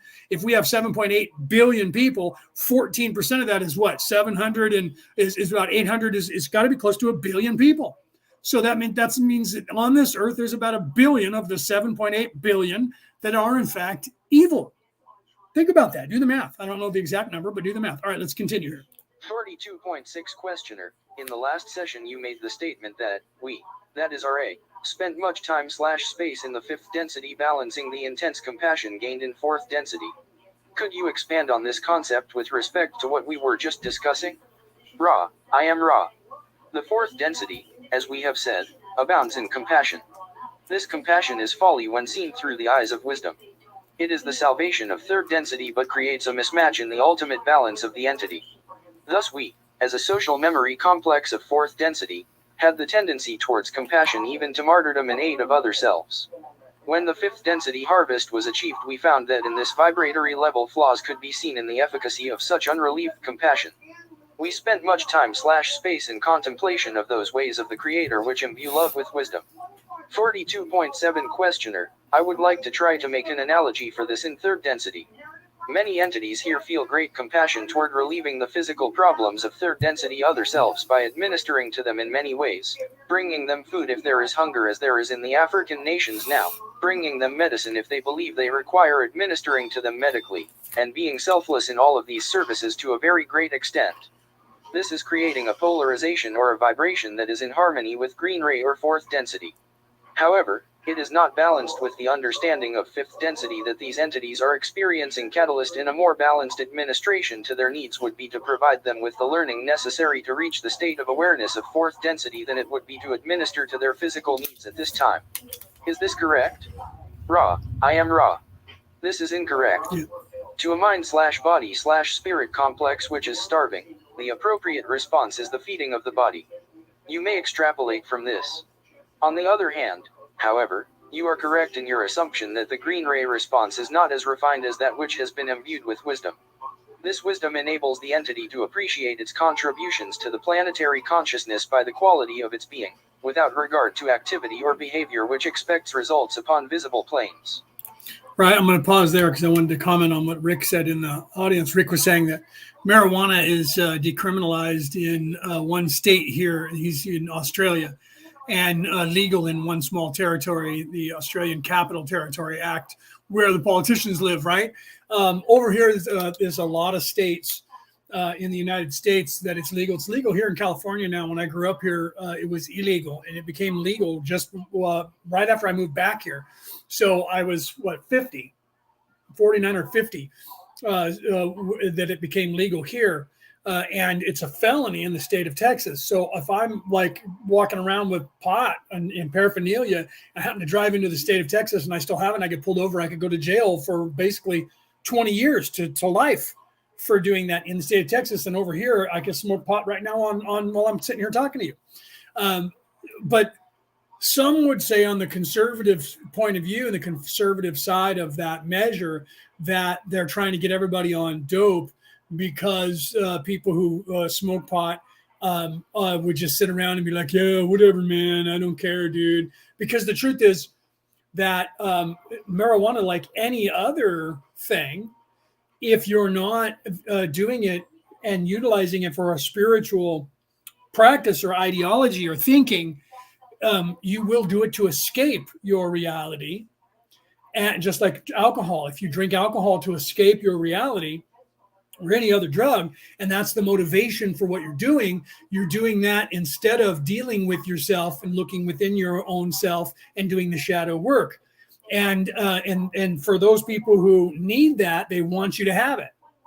And for those people, that way you don't learn and utilize that. But if you're being taught the way the Native Americans were teaching their kids with peyote for generations, that it is for that, to accentuate your spirituality, and you're not being taught that, then that these people are the progressives in your country and mine are trying to make it legal everywhere. That's just like they talk about abortion here in the United States as women's rights, but the truth is that 90% of all abortion clinics are in areas where Black and brown people live.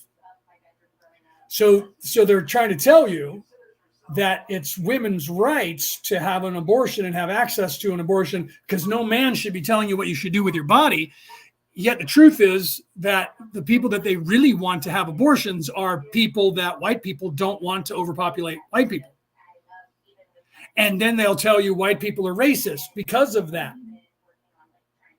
But the same white people are the ones telling you that it's about men trying to tell you what to do with your body.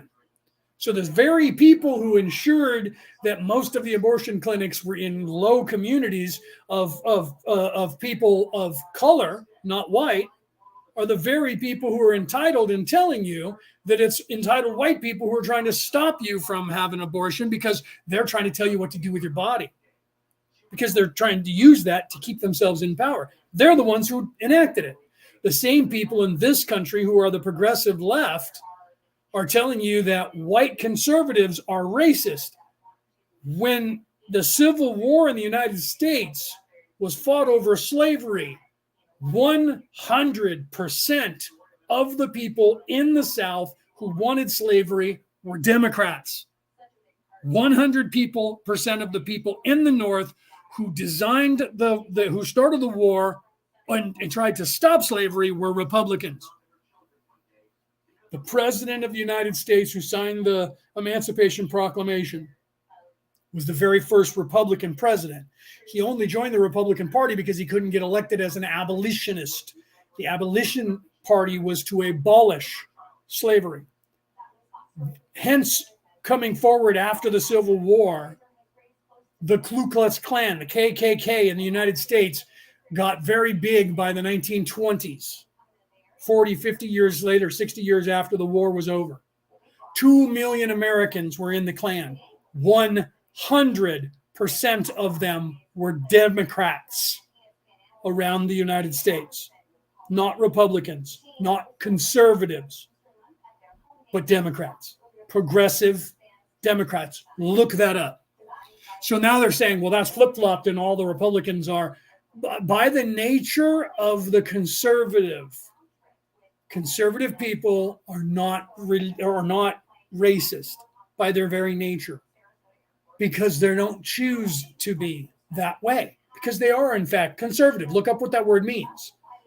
Do you see? Now, can they be? Yes, because not everybody is exactly the same. So can there be some white people who call themselves conservatives that are, in fact, racist? Absolutely. But you can't claim that it's a majority just because you're white. This is what the DEI stuff is about. They're literally trying to tell you that because I was born white, I'm automatically racist and I'm automatically better off than black people. Truth is, I was born to a very poor white family, an Irish family, and I grew up poor and I'm still poor. There are probably more black people and brown people in this country currently who are better off. I would almost wager that 90% of the black and brown people in this country currently are better off than I am currently. I am living at my mother's house, taking care of my mother because she has Alzheimer's, and I am on Social Security because of injuries that I got when I was working my ass off to try and make ends meet my entire life. I am not an entitled rich kid with a spoon. If my mother was put into a home today, I currently cannot pay the rent in this apartment and would have to be evicted from this apartment. That's how entitled my white racist ass is. Okay? That's how entitled my white racist ass is in the world. Okay, I have no freaking money. All the money I had in the bank is mostly gone. I have pittance in the bank, just like all the other Americans of every race. Okay, and I am not in any way, nor have I ever. And if you know my family, you will know that my family is integrated. My family is black and brown and white. Just because I look like I'm not, you should see my family. Okay. My family is not in any way racist. And in fact, that was being taught to my younger brother's son, his youngest son. He came home and said, "Dad, we're racist." At first, we didn't realize it was DEI. We thought it was just kids telling him that. And it turned out they were teaching him that in school. And literally, we had to sit him down and say, "Do our lineage. Find someone in our family that ever owned a slave." You will not, because we were slaves. We were slaves over in Europe and ran from that and came to America to seek a better way of life. We did not own slaves when we got here, and no one in our family has ever owned slaves. None of our family. There were some people in our family that were racist. Yeah. Right. But there's somebody in everybody's family, whether you want to admit it or not.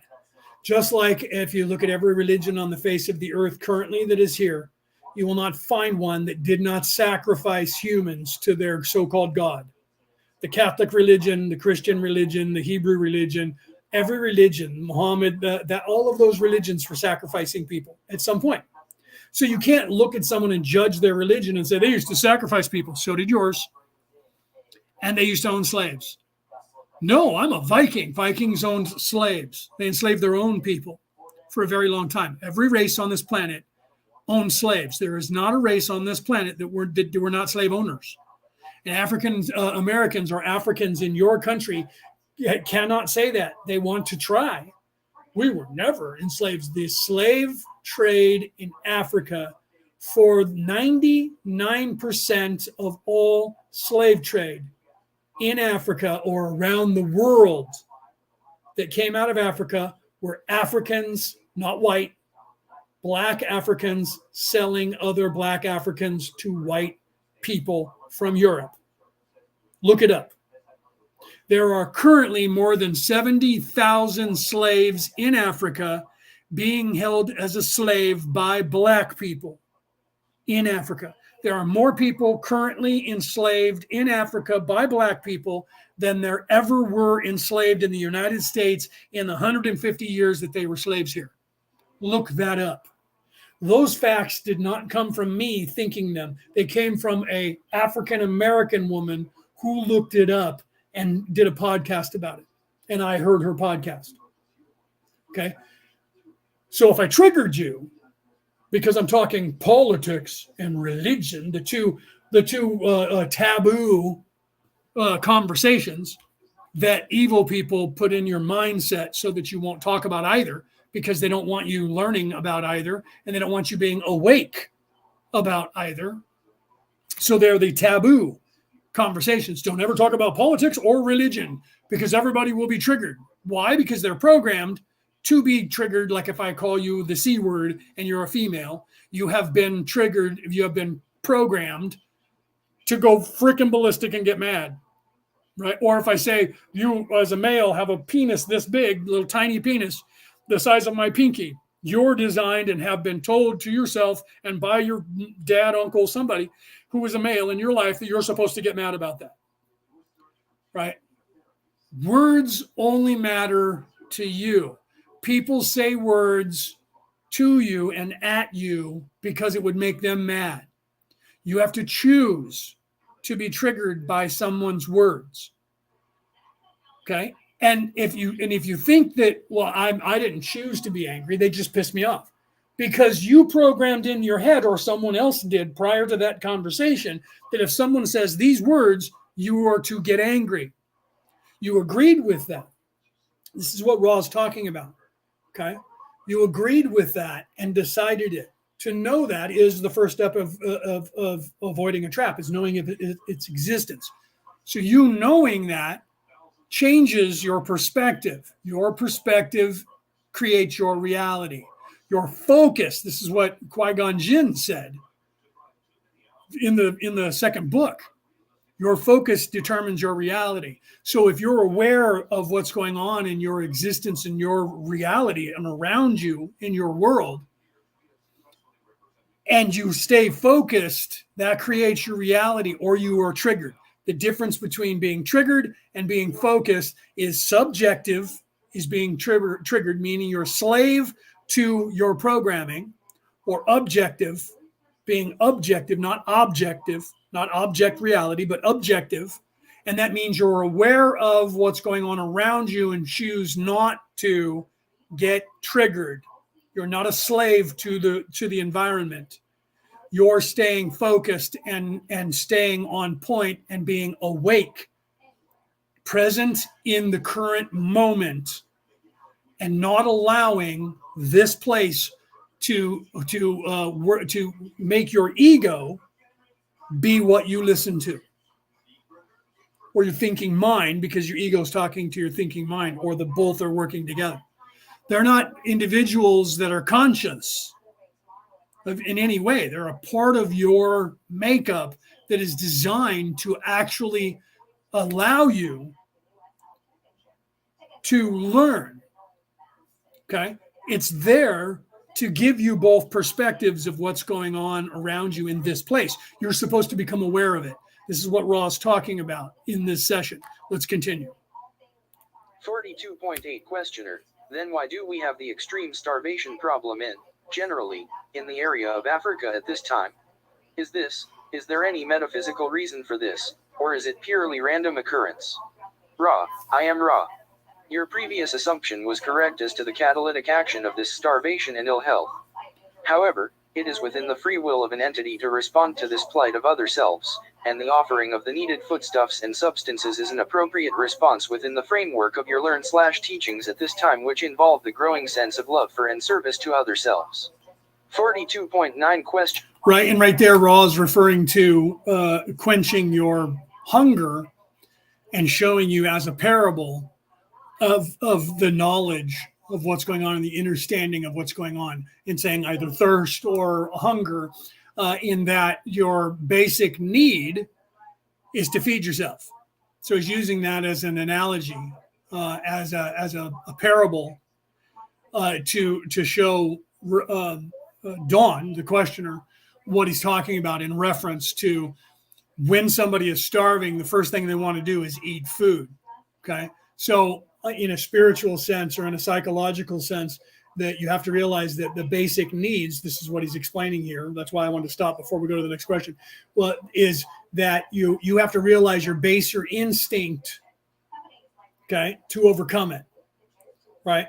So if you're starving, you're going to try and seek food. If you're dying of thirst, you're going to try and find water.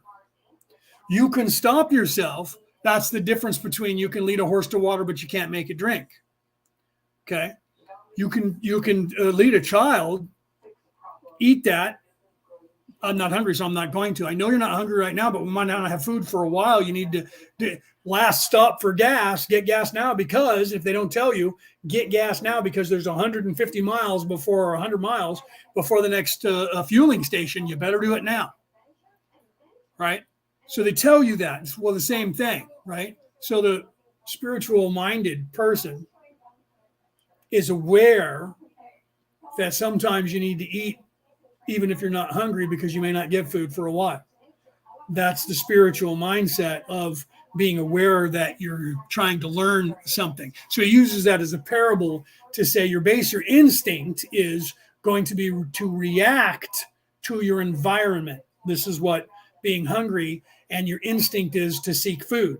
You can overcome that and say, okay, I am hungry and I know that I'm hungry, but I also know that I'm not going to starve to death. So I don't have to eat now. I need to do what I'm doing and then I'll eat later. We can make that rational thought. That's the purpose of this analogy, this parable, is because spirituality is supposed to be the same way. Religion is, I'm starving, I need food. And where am I going to seek it? Well, we'll give you the food you need. So you just come here. So you go to the church, they only tell you what you're supposed to get, and it's good food, just eat that and go away. So they're not giving you the nutritional food you need to ascend. They're giving you the food you need to quell your hunger so you keep coming back. Right? So now I'm using that parable to show you what Ra was using the same parable to show Dawn. Do you understand that? Do you understand that? So you have to become objective and realize what's going on so that you can overcome that.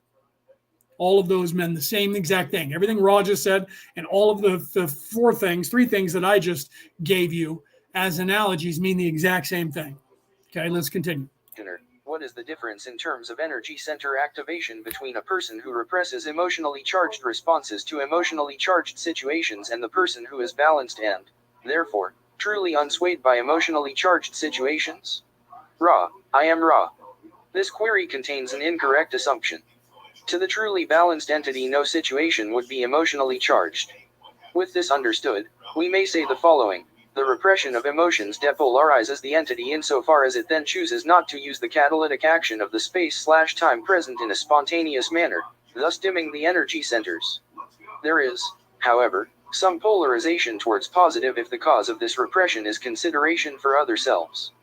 The entity which has worked long enough with the catalyst to be able to feel the catalyst but not find it necessary to express reactions is not yet balanced but suffers no depolarization due to the transparency of its experiential continuum.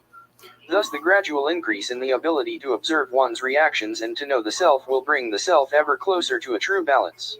See, so Denise, that was perfect timing. Denise said, it takes a lot of work, a lot of practice not to be triggered by words. This is what Ra's literally saying right now. That it takes a lot of time. And it is one of the hardest things to overcome the ego. You have to be aware of it. First step in avoiding a trap is knowing of its existence. To overcome being triggered, you have to be aware of it. First step in avoiding a trap is knowing of its existence.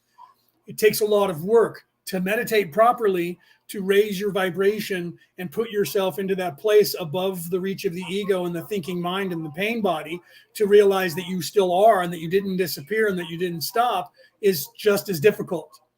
And that's overcoming this place. The first step in avoiding the trap is knowing of this existence. So you're learning by meditation, or you're trying to, that's the attempt, to find yourself in a place outside of this place, to realize that's where I am, that I'm not this. Same thing. I am not the triggered mind. I am not the ego. I am not those things. So it's hard. It always is, because this place bombards you from the second you're born, even before that, when you're in the womb, bombards you with this illusion as real. Its job is to do that. Then your ego's job is to do that. Then all evil people are doing that. All the programming on television, everything that is being programmed to you in your school curriculum, in your job curriculum, in your religious curriculum, all of that is designed so that you will continue to be trapped in this place. All of these apps that are on there that are social networking apps are designed for the same purpose. to get you to be in service to self and want likes and clicks and power and money and influence and all of the fame that comes along with it. That is all evil. That is the opposite of what you're supposed to be doing in this life. Unless you are evil and have chosen to be evil, then it is 100% what you're supposed to be doing. But they don't want anyone to know that. So they're trying to get the 1% is trying to convince, they know about the 14%. They don't have to change anything about those people. They're trying to get the other 86% of the population of the earth to think and act exactly like they do. They're telling you that you are that way. That's what DEI is telling you. That is what equity is telling you in contrast to equality and their version of it. They're telling you you're racist. You were born into a race and therefore you have a status. And who is setting that status? But the global elite, 1%, rich people. Who is buying into that status? The 14% that are self-serving. They're absolutely saying there is a status. So when they tell you because of your race, you were born into a certain status, however you say that word in whatever country you're in,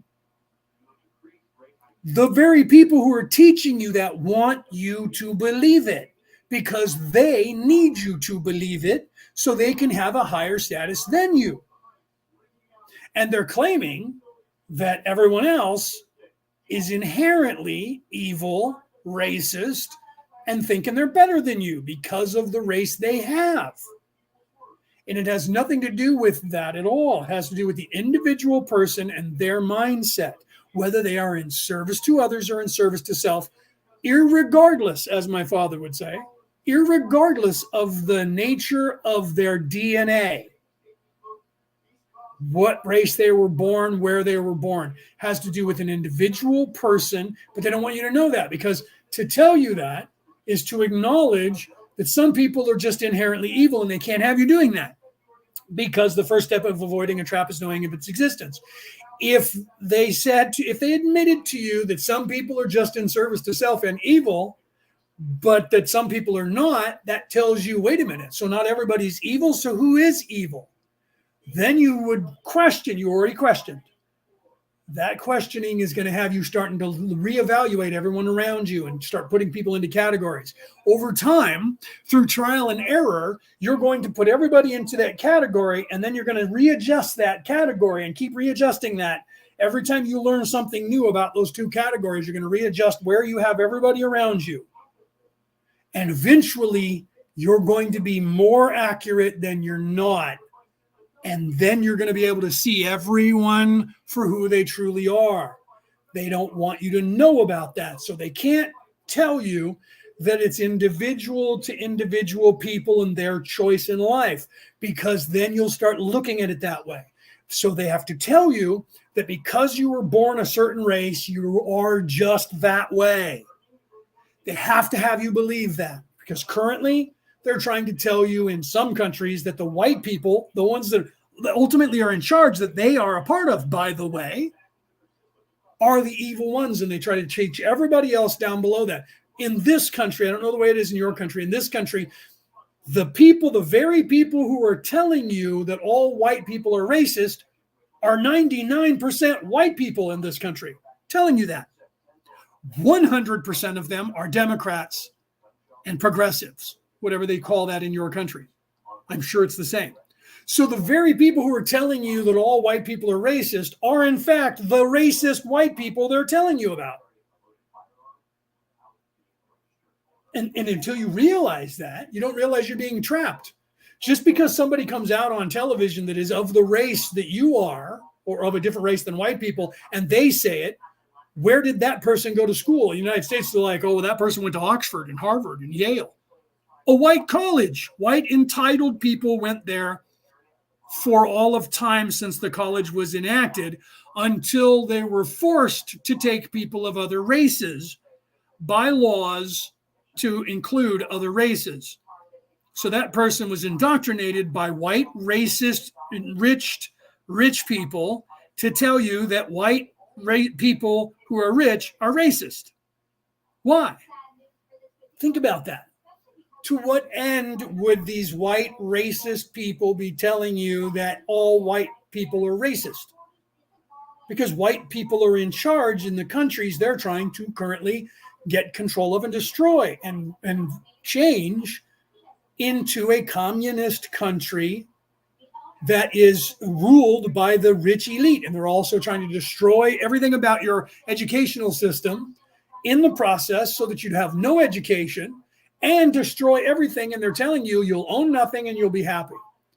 Rely on us. We'll give you all the food you need, all the housing you need. We'll give you all of that. All you have to do is serve. All you have to do is your part to be a citizen, which is be a slave to them and continue funneling all your money up to them. This is what Raw's warning about. And this is what's happening on the planet. And when you look at the people that are on the other side of that coin, so for those of you who are triggered and you think, oh, he's obviously a conservative because he's throwing rocks at the progressives. So he's obviously my enemy.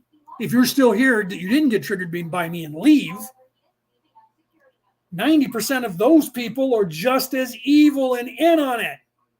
They don't like you. They don't care about you. Both of them would happily change power. They don't care who gets elected, as long as you're electing somebody who's going to continue their agenda. They don't care which dictator it is. They don't care which one's in power. They're still fighting because each one wants to be the top dog. But when the other one wins, they just shake hands and go, "It was a good fight, bro." Behind the scenes, you don't know about it. They all go out to pizza, and all of them are having sex with each other, or their kids are, and they're all hiring their own people. And so the whole thing that's going on, like here in the United States, where your Republicans are attacking the Democrats, and they're going after Hunter Biden and Joe Biden. 1% of those people who are actually trying to do that are trying to show that people are doing wrong things. 90% of what's being said is a lie. 90% of what's being said is the truth, and not at the same time. And it's all being done just because the other guys want to be in charge right now and have their say and their power. That's all it is, two factions fighting over the same evils. And then the truth is, behind the scenes, there is a certain portion of what we call over here ever swampers. Those people on both sides of the aisle, so to speak, the Republicans and the Democrats, or the other way around, however, it doesn't matter. The progressives and the conservatives, so the Democrats and the Republicans, probably 10 to 14%, there's that number of 14%, of those factions are both trying to continue the status quo and keep things going the way they're going. And then you have people that are trying to gain power and want power, and that's 90% of all the other people. And then you have 10% on either side that are actually in service to the all, in service to the others, and trying to actually do things good for the people. That is the dynamic of those who seek power. 90% of all people who seek power are evil and in service to self. 100% of the time. That is what Raw is trying to warn you about. That is what the Orion Crusaders brought here and how they take over worlds. This is what the Illuminati is doing. This is what whatever you want to call them, the Anunnaki, whatever you know them as. That is their modus operandi. That is their MO. That is what they are up to. 1% of the global power elite and money are the ruling class. They believe they own this planet. They believe they own you. And if you don't believe them, they'll ruin you if you become a threat to them in any way. And now they're taking away your ability to know it all over again because they need everybody to go back to sleep and be woke, not awake. That's the truth of what's going on. Whether you want to believe it or not, doesn't matter. You should look it up, think I'm lying to you. Because if I've triggered you and you think I'm your enemy in any way, then you're already have lost. And you already are doing exactly what they want you to do. You're picking a side and thinking there's a fight. I'm telling you that all of that ideology that is either one of those sides is the religion of evil people. That entire politic, that entire dynamic and structure that is the caste system that goes from your school to your job, to your city, your statehood, your country, to the global economics of this planet and the people who think they own it. That knowledge, that dynamic of how to run the world is what has been done to you by evil people to take away your ability and knowledge of how to ascend and how to get out of this place. This is what Ra is telling you, and this is where I'm pointing out to you what's happening on this earth. And if you look in history, which they also don't want you to know about, if you look in history, you see the cyclical nature. That means a cycle of nature. That is a cycle, meaning if it's cyclical, it means it has the same cycle. It keeps repeating itself over and over and over at the exact same time, in the exact same period of development of a race of people. Exactly. You can count on when the clock is going to strike midnight for an entire societal structure. Because if you know history, you see how it repeats itself over and over and over again. They know that, but they can't have you knowing it. Okay? Right? I will only watch truth on Rumble. At Rumble, there's more people on there that are trying to tell you because they get banned from everywhere else. I'm even on there, but it takes so long to upload anything. And then the only way I can go live there, I think, is I have to pay them a tithing. So I just don't do that. I just don't. I pay certain people, and then I go live where I can go live for free. Eventually, that will change as well. I agree, because eventually they'll probably, if I get popular enough, they'll ban me from. Again, I'll get deplatformed from Google, because that happened 2 years ago now. 2 years ago today. Today's the 8th for me, right? Let me put on my glasses. 2 years ago today. Yes, 2 years ago today, I was deplatformed from Google, and more than 450 episodes of my podcast were deleted when I was deleted off of all Google products. I'm back on there under a different email account. But 2 years ago today, I got banned from there. And the reason I got banned from there was because I said, hold on, I'm only going to give you access that you were supposed to have. And they said that I went against their terms of agreement when I said, when I applied them and said, you have to be upheld to your terms of agreement. And then they said, I went against their terms of agreement by telling them they had to be by their terms of agreement. If I'm agreeing to this terms of agreement, then that's what you're supposed to agree to too. That's the agreement that we have, right? So you only have that much access. And then they were like, you're out of here. Not a joke. Not a joke. Okay. All right, let's continue. Patience is requested and suggested, for the catalyst is intense upon your plane, and its use must be appreciated over a period of consistent learn/teaching. 42.10 Questioner: how can a person know when he is unswayed by an emotionally charged situation if he is repressing the flow of emotions, or if he is in balance and truly unswayed? Ra, I am Ra.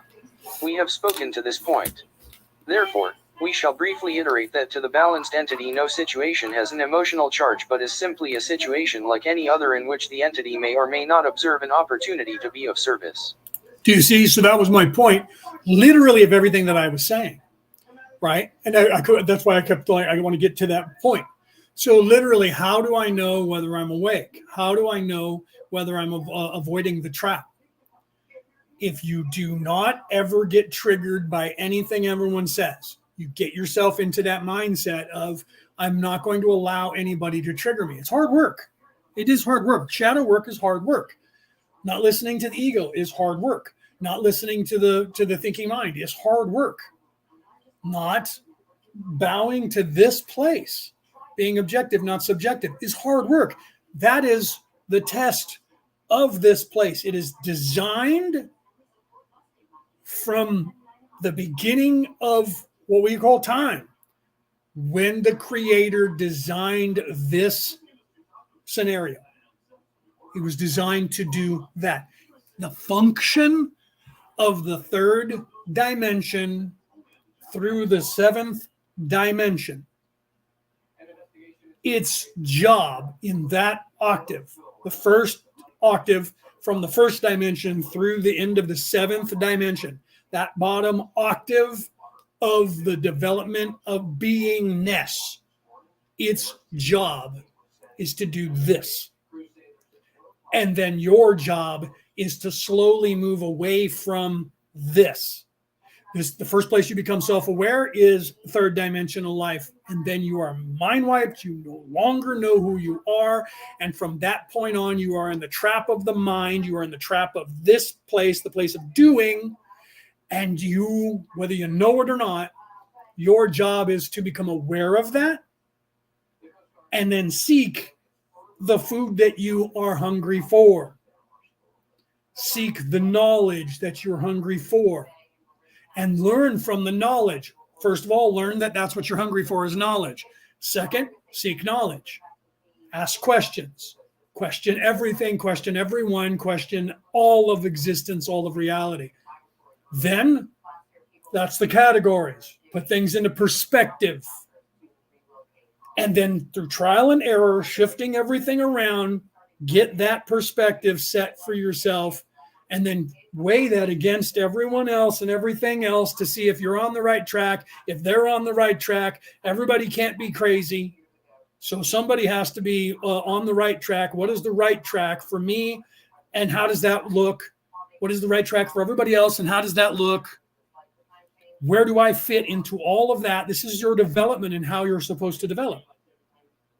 Then you start to become wiser and wiser and you learn things. And then when you go and you die in a lifetime, you actually remember all of that. And then you go, oh, good, I learned those things. So I don't have to learn those again. So now I want to learn this, and this. Then you design a life, you come back, you get mind wiped, you don't know it. Those things are designed into the matrix. Co-creation, co-creator of the matrix. You design for yourself and you plug it into the system. The system designs a life that will give you those. You come down here, those scenarios pop up, whether you're aware, you're now subconscious, you're now not consciously aware of it. The things you wanted to learn are happening before your eyes for you to see, to learn from. And then you keep moving on, and your job is to move away from the trap and then learn what you're supposed to learn going forward in what you're doing. If you're evil, you can stay as evil as you want until halfway through the sixth dimension, halfway through that density, and then you have to repent. You have to go back, switch, and become in service to others, not in service to self. You don't believe me? Keep going that way. Eventually, if you keep going and you don't repent until you get there, you'll be stuck in that wall. That's the purgatory. That's the hell. That's the place that you're the furthest away from the light. And you will then eventually get tired of it because you have immortality and you're evil and everyone's evil and you're dying over and over and over because of evilness killing you and I'm the greatest evil and I'm going to stay around. I'm the Sith Lord and someone else is going to kill you because they want the Sith Lord. Then you start over and you got to come back up and become the Sith again. Eventually you get tired of it and you go, I've been doing this for 100 generations. I'm tired of it now. I don't want to do it anymore. And then you'll repent. And then you start moving up again. Whether you believe me or not doesn't matter. It's not mine to try and prove that to you. Mine is just to warn you of it, to give you the choice. You can do whatever you want. You want to be evil, be evil. Everyone serves the all. Doesn't matter. So without the ecosystem here, without 14% of the people being evil here, we would all be lazy, sitting around smoking pot, nothing to do. I'm God, you're God, we're all God. We'll get there eventually. That's the way things were before the veiling. So the veiling was thought up by the creator to stave that off, that laziness. Creator is inherently lazy in and of itself. So then you're supposed to learn these things. And then there's all this other stuff that you're probably not even ready for that is beyond that, going up to the seventh. Okay, let's continue. Right? So, but the first step in avoiding the trap is knowing of its existence. So here you're supposed to learn that first. And then you seek that food that you're looking for, that knowledge. Let's continue. The closer an entity comes to this attitude, the closer an entity is to balance. You may note that it is not our recommendation that reactions to catalyst be repressed or suppressed unless such reactions would be a stumbling block not consonant with the law of one to another self. It is far, far better to allow the experience to express itself in order that the entity may then make fuller use of this catalyst. Okay, I'm going to stop there because we're going to the next question, but I wanted to put what Anna said up here in this, right? Bang, put it up on there and read it to you. For those of you listening on the MP3 broadcast, but for those of you watching on the MP4, you can see what Anna said in the chat. We all have the knowledge within us. The truth, it's whether you believe in your own team and yourself, not the ego that keeps you down. That's absolutely correct. Okay. So all the truth, everything you need is within yourself. That's also what I posted the other day, yesterday or the day before, that or maybe it was about in the last week I posted saying, you maybe 2 weeks ago, you will never see the kingdom of heaven until you realize that it is within yourself. Okay, that's the truth of it. You can seek, it's not, it is not, and that's how it finishes, that it is not some space somewhere for you to go and find. That is the synopsis, said in a different way, of the ideology of the Tao Te Ching, the Book of the Way. In Lao Tzu, when he said, he who seeks it will not find it, meaning looking for it in the physical. He who grasps at it, gropes for it, will not grasp it. This is directly from Lao Tzu. Okay. If you have this container, as I hold up my glass that has water in it, what is more valuable, the container itself or the space that the container occupies? Meaning what you can put in it. You have a house. When you build a house, what is more important, the house that you build or what you put in the house? The house becomes a home when you move in it and make it your own. The cup is only a cup until I put something in it that becomes of value, water, a drink of some kind, right? Or I filled up this cup as my cup of my soul. This body is the cup. What you put into it is what you are inside. Do you see? So if I drink the water is giving me life. I can't eat the glass. I can't eat the container and sustain life, but I can put something in it that it will hold, that will give me sustainable life. The same goes for your physical body. Your physical body can't give you heaven. But what you put in, what's inside of your physical body can. This is why Jesus had said that the kingdom that or the food that I will feed you, you will never be wanting food again. The water that I will feed you, you will never be thirsty again. You'll never go hungry and you'll never be thirsty. Because what he was telling you is that it's not this physical thing that I'm giving you. It's a spiritual. And there you never have hunger. You never have disease. You never grow old. You never die. You're never thirsty. Okay? So you will never see heaven unless you realize that it's within you. Everyone, what you see in this world, whether it's hell that you live in or whether it's heaven that you live in, is directly related to your focus. All the truths we cling to depend greatly on a certain point of view. Our own, yours, mine. Okay? So if you believe that your life is hell, it's because you're living in a life and choosing to be in a life that is creating that hell. No, it had nothing to do with me. And then you're telling yourself you're a victim and that my parents or my society or the color of my skin made me who I am and that you can't change that. That's DEI. That's what they're teaching in the schools around the world, especially in the United States, but I believe it's being everywhere around the world. They're teaching you that inherently, because you were born with a certain DNA, that you'll never be anything other than that DNA allows you to be, because of the rich white people that they are, as a matter of fact, are telling you. If they get you to believe that, then you will never become anything because they told you that you won't. That's why I put out that thing that said you were free from the moment you were created on my reel. Short, whatever you want to call it. You were free from the moment you were created, not from the moment you were born. I specifically didn't put the word born because born is physical. Okay, you were free from the moment you were created. not from the moment you were born, because born is physical, born is past tense, born is future, past, present tense, separation. It is the place of doing. Created suggests that you are a higher thing than the physical body. That's why I did that. Some people don't get it when I posted it. That's okay too, because you've through osmosis, meaning the words ring true even if you understand them or not. If you understand them and then you get it. If you don't and you only understand what I wrote, then it's still in there in the back of your mind. All right, let's continue. 32.11 Questioner. How can an individual assess what energy centers within its being are activated and in no immediate need of further attention, and which energy centers are not activated and are in need of immediate attention? Ra. I am Ra. The thoughts of an entity, its feelings, or emotions, and least of all its behavior are the signposts for the teaching/learning of self by self. In the analysis of one's experiences of a diurnal cycle, an entity may assess what it considers to be inappropriate thoughts, behaviors, feelings, and emotions.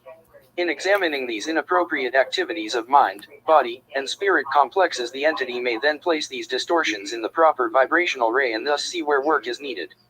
Right. So because you're programmed and because you have an ego, the id, the ego, the conscience, as well as your consciousness, who you actually are, you're going to have these thoughts. The ego's designed to do that. Your thinking mind only does what the input is given to it. So if the ego is talking, you're going to hear yourself think. The awareness that I am not that ego, I am not the thinking mind. Well, then why is it happening? Because it's designed to. It's part of this place. It's there for the balance of the choice between good and evil. So you have to have the ego and the conscience. Conscience is there to say, don't do that. You wouldn't like that. That's wrong. You shouldn't harm people. The ego is there to go, fuck them, take it, rape that woman, steal that thing, eat that food. Who gives a shit if it's someone else's lunch? Eat it anyway. Fuck them. That's the ego's job. And then the opposite of that is the conscience. Its job is to give you that balance between you're supposed to realize that. That's the first step in avoiding the trap, is knowing of its existence. That you have those two things that are processes in this place that go on, that is this internal voices that are supposed to go on. Some people equate those and give them personalities, and then they think that they have multiple personality disorders because one personality. And if you look at people, and if you have taken psychology or psychiatry and taken psychological evaluations or learned about that, you realize that all of the split personalities take on one of those guises of either conscience or ego. Even if they have given it a personality, one is evil and one is not. And you could have many, you could have 100. All of them are going to be either evil or not. Okay? Because that is the ego and the conscience talking to you. You equating them with the separation of it's not me is a misunderstanding in an early time period, and you give it a name. And you equate that with a personality. It'll take on, your ego will take on that persona in a second.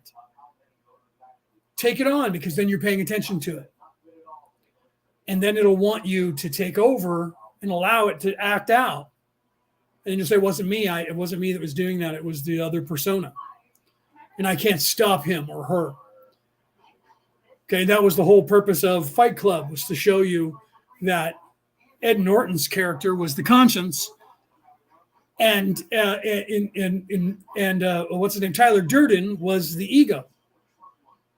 Okay, and Ed Norton had to bring the two back together and find out who Ed Norton's character was, and then and so that happened quickly with the other personality, but the ego was still there, and that was Tyler Durden. Eventually, he had to have the realization that it was all him.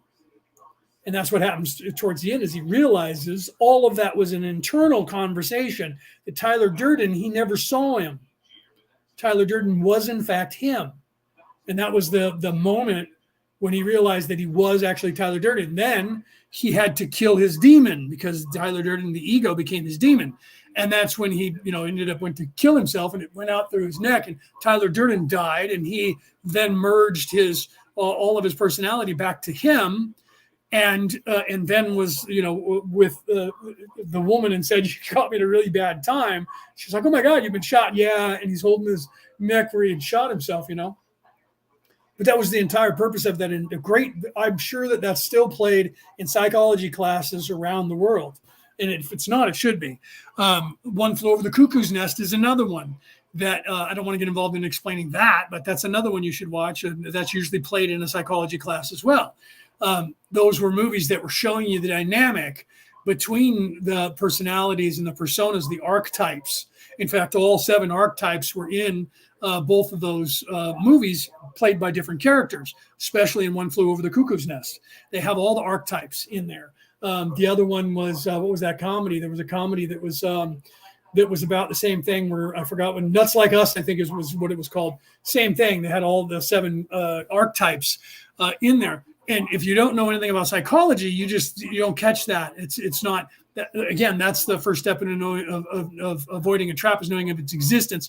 If you don't have the knowledge of what's happening, you don't see that. They take that knowledge away from you, so you don't see the analogies in these movies or storylines, or even in what I'm saying, because you have no point of reference. Do you see? So you have to have the point of reference to have perspective. So the only way you can truly have perspective is to learn point of reference. And to learn point of reference, you have to ask questions. To even want to ask questions, you have to know that you're in a trap. First step in avoiding a trap is knowing of its existence. So that's why I say Socrates, I'm referring to Socrates again from whatever that was, 5,400 years ago, or whenever that was, 3,500 years ago, depending on what timeline you're from. I can't make anyone believe anything. The only thing I can do is get you to think for yourself. Because the more you know, Socrates also said this, the more you know that you know nothing. Okay. All right, let's continue. And I'm going to see if, I don't know how long I'm going to go, because we're already at 2.5 hours in, right? Yeah, 2 hours and 32 minutes. So we'll take another couple more questions. So if you have any other questions, ask them in the chat now before I decide to take off. All right, let's continue. 42.12 Questioner. In the last session you said, the self, if conscious to a great enough extent of the workings of the catalyst of fasting, and the techniques of programming, may through concentration of the will and the faculty of faith alone cause reprogramming without the analogy of fasting, diet, or other analogous body complex disciplines. What are the techniques of programming which the higher self uses to ensure that the desired lessons are learned or attempted by the third density self in our third density incarnational laboratory? Okay, before he answers that, right? Rick said, yeah. He says, I watch movies. Was that Rick? No, Denise said that. Denise said that. I watch movies so differently now. That's what happens. When you become awake, you then take stock in everything that you've ever learned, and you go, man, I got to re-listen to every song. I got to reread every book. I got to rewatch everything. And from that point on, you cannot unlearn what you have learned. Once you see it, you can't unlearn it. And that's when the God shall come as a thief in the night. That's what that reference actually meant, was your awakening, your spiritual awakening will come as a thief in the night. Literally, you don't know when it's going to be. It's just going to hit you. And it's going to be never when you're expecting it. And all of a sudden, you're going to see the entire universe completely different. From that point on, for the rest of your existence in this lifetime, you will never see the world again the way you did, even if you want to hide from the world. You cannot go back into the Matrix. Like in the movie, he saw reality, the character that was trying to turn over everybody, and he made a deal with Mr. Smith to turn over Neo and everyone. But I want to be plugged back into the Matrix. I don't want to remember any of this, and I want to be somebody important and rich. Because he didn't want to know the reality of the world anymore, because he knew that once he saw it, he couldn't unsee it. The only way he could unsee it was to reinsert it into the Matrix. So the truth is, the only way that you're ever going to see any of this, not the way you do now, is only after you die in this lifetime. And that's why some people kill themselves, because they are in fact evil, and they've woke up enough to where they can't unwake, and then they try to do what they can to reset themselves. They murder a bunch of people to gain more power on the evil side, and then kill themselves, because that's also heinous. That's also heinous, and hope that they graduate. And if they don't, it doesn't matter anymore, because their life is over and they're going to start over and not know any of this. So when some people become distraught it's usually because they were self-serving and they did evil shit, and then they realized it and realized what they did were wrong, and so they kill themselves.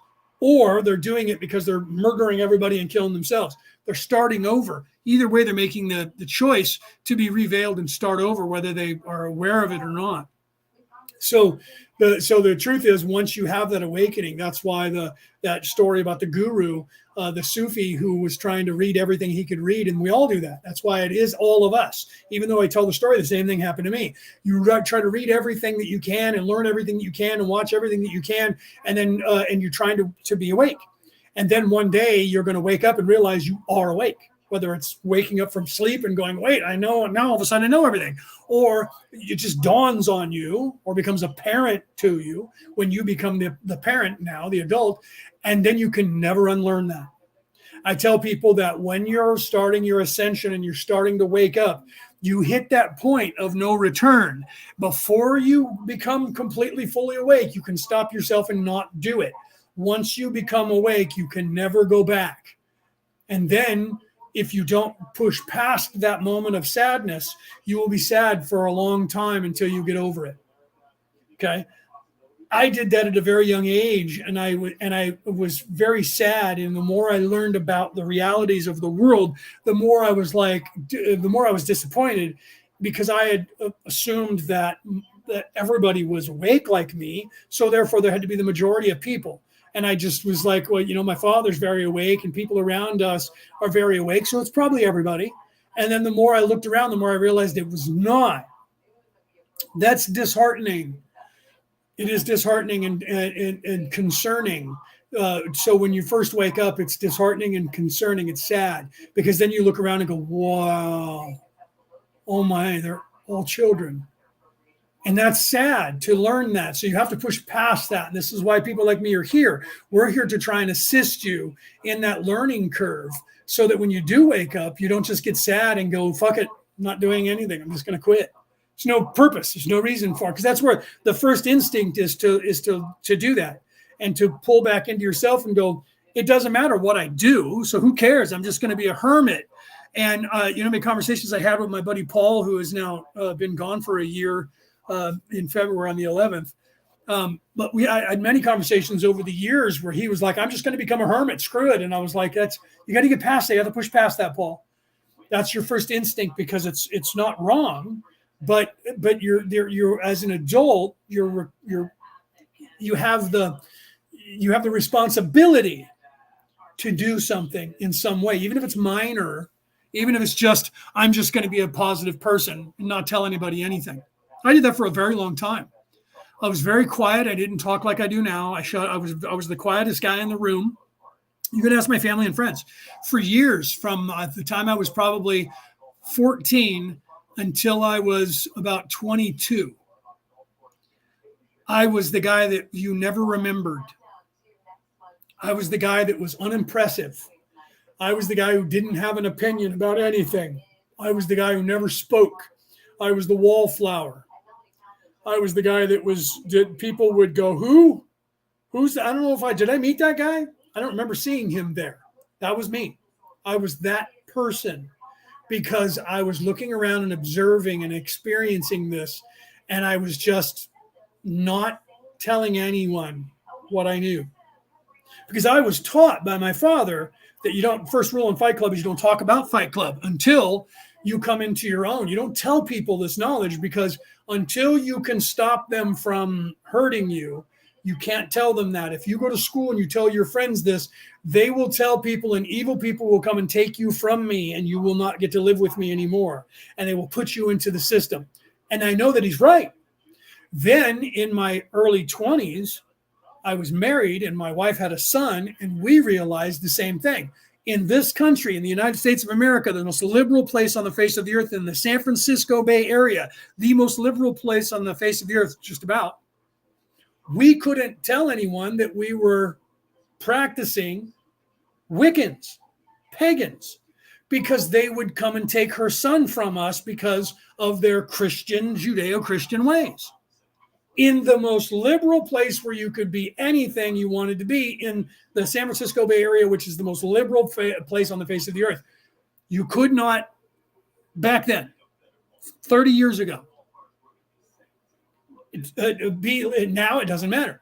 Now you can openly be anything that you want to be in the state of California. Some places still around the world, I couldn't say that. People would then judge me, lock me up.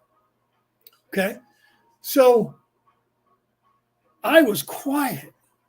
I didn't tell anybody anything, never contradicted religion, not politics, nothing. Nothing like I am now. But once I became an adult and came into my own and realized how I could stop them, they could no longer take me and put me into the system unless they could prove I committed a crime. I then started speaking. And now people are like, oh my God, he never shuts up. Okay. So I went through that, even though I was awake, I still went through that disappointment stage and being kind of depressed with looking around and going, wow, it really is that bad here, isn't it? Wow. But then you have to see how it's not. So that's the learning curve of being awake. Is their first instinct is give up, not do anything. There's no reason. Or actually, the first instinct is I have to fight. You're still in that four-dimensional lizard brain mode. Once you get past that, you go, I have to just close off and learn what I'm going to learn and let them all do what they're going to do and just isolate myself.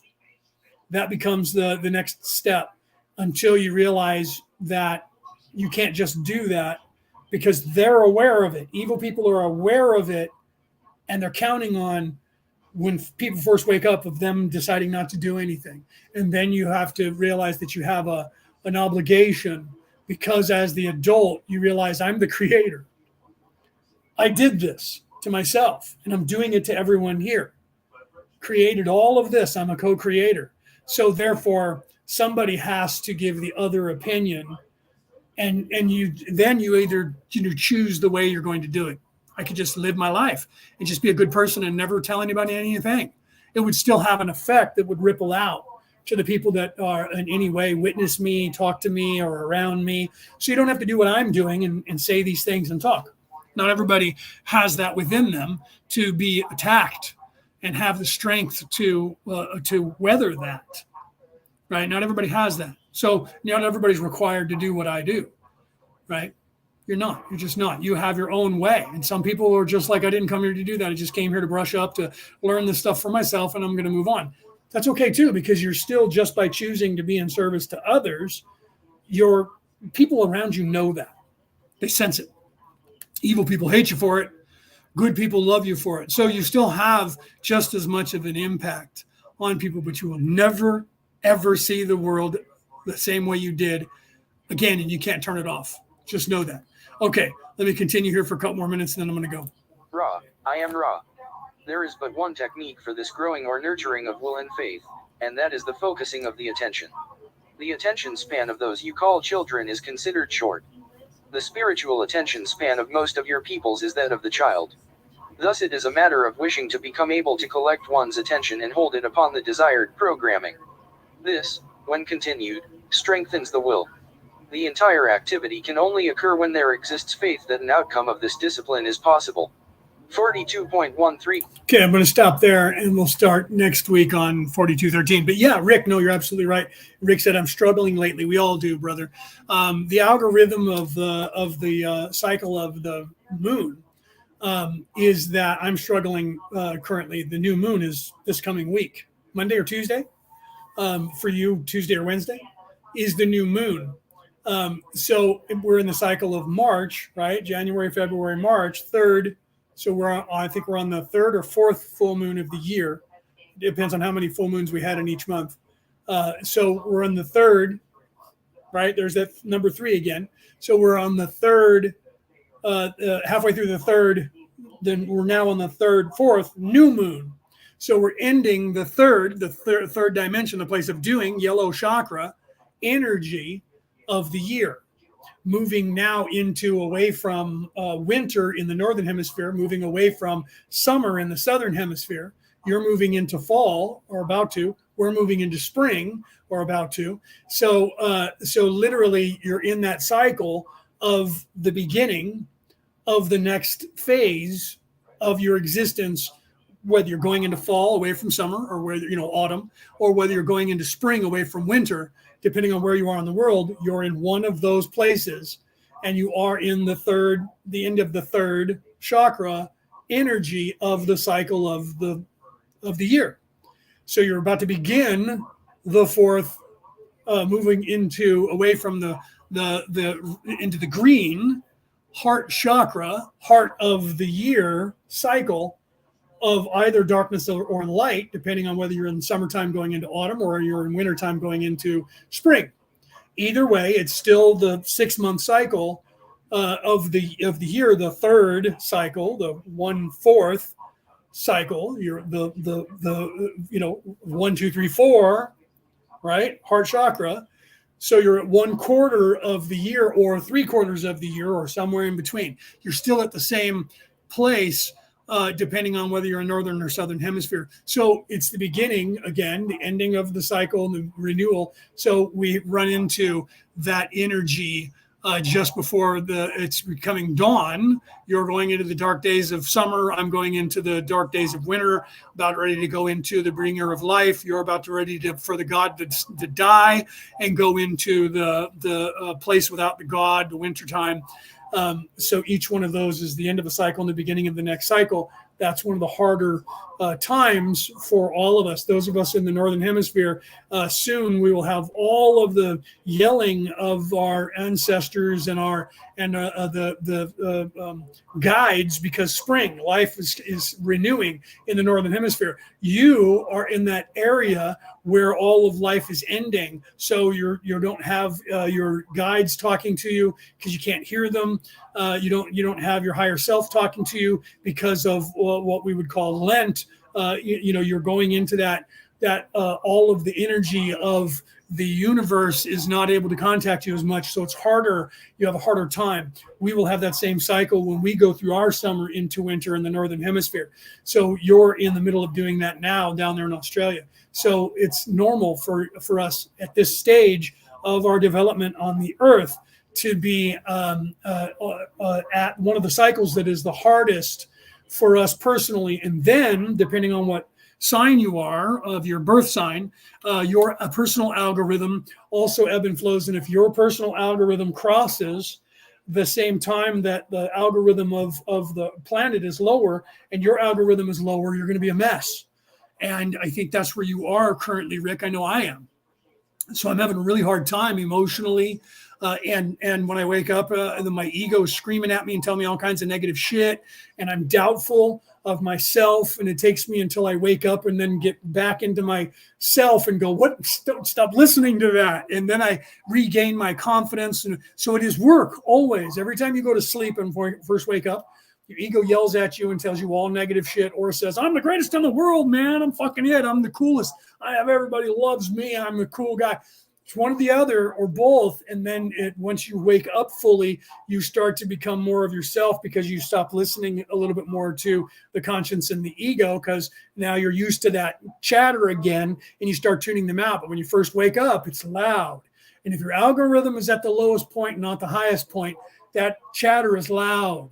And then if the moon is at a cycle where it's almost a new moon, the beginning again, that's a low cycle, and it's the beginning again. So that chatter is loud, so it gets hard. You have to learn that cycle of the planet, the cycle of the moon, your personal cycle, and find out where that is and when they all coincide. If you're aware of it, you pay attention to that. You go, oh, next week's going to be hard for me. I better be ready for it. I have that ability about myself, and so I'm aware of it. Doesn't make it easier. Doesn't make it easier, Rick. It's that time of year for all of us right now. And we're the farthest away from that beautiful Christmas time when everything is beautiful. This is almost this, it'll be 6 months. Right now we're in the third month. So wait until we're 6 months away, right? Or for you, you're going into that. So you've already passed that 6 month. You're starting the fourth quarter now, where we're starting the second quarter here in the Northern Hemisphere. So you just have to become aware of the algorithms of the cyclical nature of each 24-hour cycle, 364 and a quarter day cycle, your personal cycle that is every day, your personal cycle that is every month. and how all of that affects you as the seasons change wherever you are on the planet. You have to become aware of all of that. The first step in avoiding a trap is knowing of its existence. So if you identify a problem and you're aware of it, which you are, so that's the first step in avoiding a trap. You know, because you said, I'm having a hard time right now. So you're aware of it. So you weren't just having a hard time, you became aware of that. So you're awake enough to go, oh, well, I'm having kind of a hard time. You admitted that about yourself. That's a good positive because you're aware that you're having that and you're not afraid to say it. In fact, even in public, you just said it in the chat, in which I unfortunately outed you to the rest of the world, but they're probably having the same problems. And Denise just said, who was that? Denise just said, me too, right? So you literally have to work harder. And then if you're moving up a level, whatever that level is in your development, when you come to the end of a level, it's always harder. That's when I'm lifting weights and all of a sudden I'm not getting any stronger and I'm still doing the same number of reps and it's just not helping. And then one day all of a sudden it's super easy and you do 10 times what you did. Same thing with trying to lose weight and I can't lose any weight and I'm stuck right here at the same weight no matter what I do, no matter how much I work out, no matter what foods I eat. Then all of a sudden you lose 5 pounds in a day and a half, 10 pounds in a week, right? Those plateaus are levels of attainment. And every time you get to break through from one level to the next level, it's the hardest time in whatever your endeavor is, whether it's dieting, exercise, spirituality, development in listening to the egos. Okay. No, I didn't look at. Denise said, "Did he freeze?" You know, if you can hear me, then my signal's fine. Maybe I did for a minute, but if I'm frozen on your screen and you can hear me, hit refresh because according to me looking at StreamYard, I have full Wi-Fi. So it's not me freezing, Denise. So hopefully somebody text Denise and say, try refreshing your screen. So I didn't freeze as far as I know. Yeah, there you go. Denise said, Penny goes, nope. So it may be that she did because somebody just dropped out. Okay. So I'm going to leave it there and we'll start on session 42 question. I'm going to put this into my phone so I don't forget. Question number 13. That's where we are for next week. So I don't have to try and look it up.